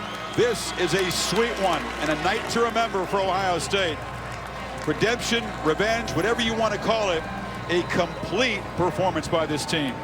No doubt about it. Ball actually gets through and gets into the hands, I think, of Cornell Powell, but it was 12, the freshman, Ransom, that knocks that ball loose. It's Amari Rodgers. He knocks that ball loose. Williamson helps out. He actually dislodges it, and there's Banks with his eyes up, sees the ball, and comes up with the interception. But a good job by both Williamson and Ransom both. And again, it's Lawrence just trying to make a desperation play on 4th down. Again, though, Kirk, he was throwing off his back foot. Harassed and hit a lot tonight. 3 fumbles, lost one of them. That was his first interception. And Ohio State just a few snaps away from the ultimate game. They've beaten one of the top franchises in the sport tonight. They will face the other dueling dynasty in the mighty Crimson Tide in Miami. And they'll be underdogs again, and they won't mind that one bit as they get the bucket ready for Ryan Day. Previous play is under further review. The ruling on the field was an interception. Okay, so they feel the need to stop things and take a look at that. I guess the only thing in question, Bill, was would they have ruled it possession in the end zone before the ball was batted away? What would be this? That could be the only thing they're looking at. But from the views that we have here, he's got control. He's in the air, so he has not possessed the ball yet. Now as he's starting to come down, yeah, he has a foot down, but the ball gets knocked out. He hasn't had it long enough. This is a loose ball. It's an interception. It should be Ohio State's ball. You talked about Ransom there. Here comes Williamson to knock the ball loose. I mean, it's just a convergence of defenders. And then it goes off the helmet of Ransom into the hands of Banks. I don't see any way they can call this a completed pass, can they? Did they view it right there? He's got to survive that hit. He's got to survive the ground. And he's so what are we lost the looking ball. at? What are you looking at, Bill? I mean, not you, but what are the boys looking at here? Well, they're looking to see as he got firm control as he finished the process of the catch, because if you do that in the end zone, you'd have a touchdown. But the standard is different in the end zone, isn't it? Though a catch is a catch, but it becomes dead when you have a catch in the end zone. So, Bill, because we visited that last year in the end zone, what would finish a completed the process of the catch? Well, one, timing wise, he doesn't have it very long. The second part to this is he's going as he's getting the foot down, controlling the ball, he's being hit, so he needs to survive those hits. there was a scrum, hands, helmet, football, all of it converging as Rodgers tried to come down with it. After further review, the ruling on the field of an interception stands. First down, Ohio State. And make it official. And Ohio State, a couple snaps away from one of their sweetest victories. The job Ryan Day has done as a leader of this program and taking over for Urban Meyer last year in his first year, getting him all the way to the playoff, and this year navigating through that pandemic, the season canceled, and they play again. Been incredible what he's been able to do as the head coach, and of course he's happy with the way his quarterback and the way his team has played. We talked about the motivation, showing up in winter conditioning, using the loss last year to Clemson to get them ready, and his quarterback took it personally. Tremendous toughness, took the hit by James Skalski, which caused him to be ejected from the game for targeting, working through his progression, showing the arm strength and the accuracy downfield, hitting Olave. Again, another really accurate throw to the big tight end Ruckert for a touchdown. And then we saw it earlier. Here's another one. The arm strength, the accuracy, downfield, touchdown for Fields. Victory formation for the Buckeyes. Pure muscle up front. They dominated the game in the trenches. The second quarter was decisive. The score was even in the first, third, and fourth, but that 21-zip edge for Ohio State when their defense clamped down on Lawrence.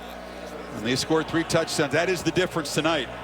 First time they beat the Tigers in the 5 meetings.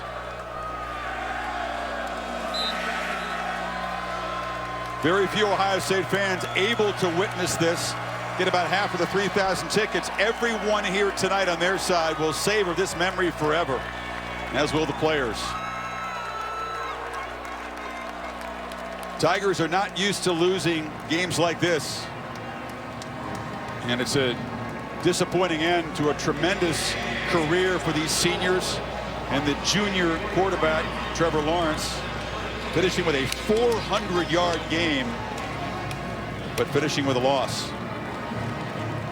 Sermon, another monster performance. Skalski disappointed for the second time in a postseason playoff game in 2 years, ejected for targeting. Scott Van Pelt coming along. Sports Center will have plenty of post-game coverage from both of the semifinals, and of course we'll look ahead to Alabama and Ohio State. Dabo, some nice words for Justin Fields. Was committed to Penn State, went to Georgia, transferred to Ohio State to put himself in a position. Skalski delivered after that the big hit. Yeah, talking to him there. No hard feelings. You hear the crowd yelling, Dabo. And is being serenaded by the Buckeye crowd. And let's hear from Ryan Day with Maria. Well, Coach, your team never shied away from the rematch conversation, from having the score in the locker room, having it in the weight room, and they came out very motivated today. What would you say that they put on display tonight in the Sugar Bowl? Everything we've been through this year, to come out and play the way we played, I don't know what to say about this group. It's been an emotional season, and to win and come back and have a chance to play Clemson and then win the way we did, unbelievable. So many guys played so well tonight. The quarterback was gutsy. The defense played really, really good. The offensive line played hard. There's a lot of guys who made unbelievable plays. It didn't sit well in our mouth, I got to be honest with you, when we lost that game. So to come out and win the way we did, this is big. There was a lot of rhetoric, too, about you guys even belonging in this moment and belonging in the conversation for a national championship. How would you describe how you answered that question here tonight? I mean, we're a great program. We have a lot of pride. Ohio State Buckeyes mean something. And I don't know how many games we had to play to get here. All we had to do was play, and we had to win once. And that's really what mattered. And I thought our character showed through. You mentioned character. You mentioned the gutsy play of a guy named Justin Fields. And even after taking a hit, he sets a Sugar Bowl record for passing touchdowns. Just describe the play that you had from your QB today. I can't. I mean, what he means to me, I can't put it into words. The amount of time we spend together, for him to come out and play the way he did, after so many people doubted him nationally, he takes a big hit. He looked me in the eye. He's like, there's no way we're losing this game. And lastly, Coach, you went from not knowing if you had a season for 5 weeks to being here in a playoff. Describe your emotions right now. I can't. I'm gonna let them all out when I get in the locker room, but it's been a long season. We're not done yet, though. We still got another game to play. All right, I appreciate it. Congratulations, Coach. Thanks. The most bizarre, unique season. 3 games canceled. They didn't play back-to-back weeks really since early November. Last home game was the Indiana game. They played once in the last 27 days coming in here. They had more than 300 missed practices combined, Kirk, because of all the COVID issues and the lack of continuity. Consistency wasn't there all year, but a complete performance tonight. We'll talk more about it, but let's hear now from Justin Fields with Tom Rinaldi. Thank you very much, Chris. Justin, let's start with something simple. How satisfying is tonight?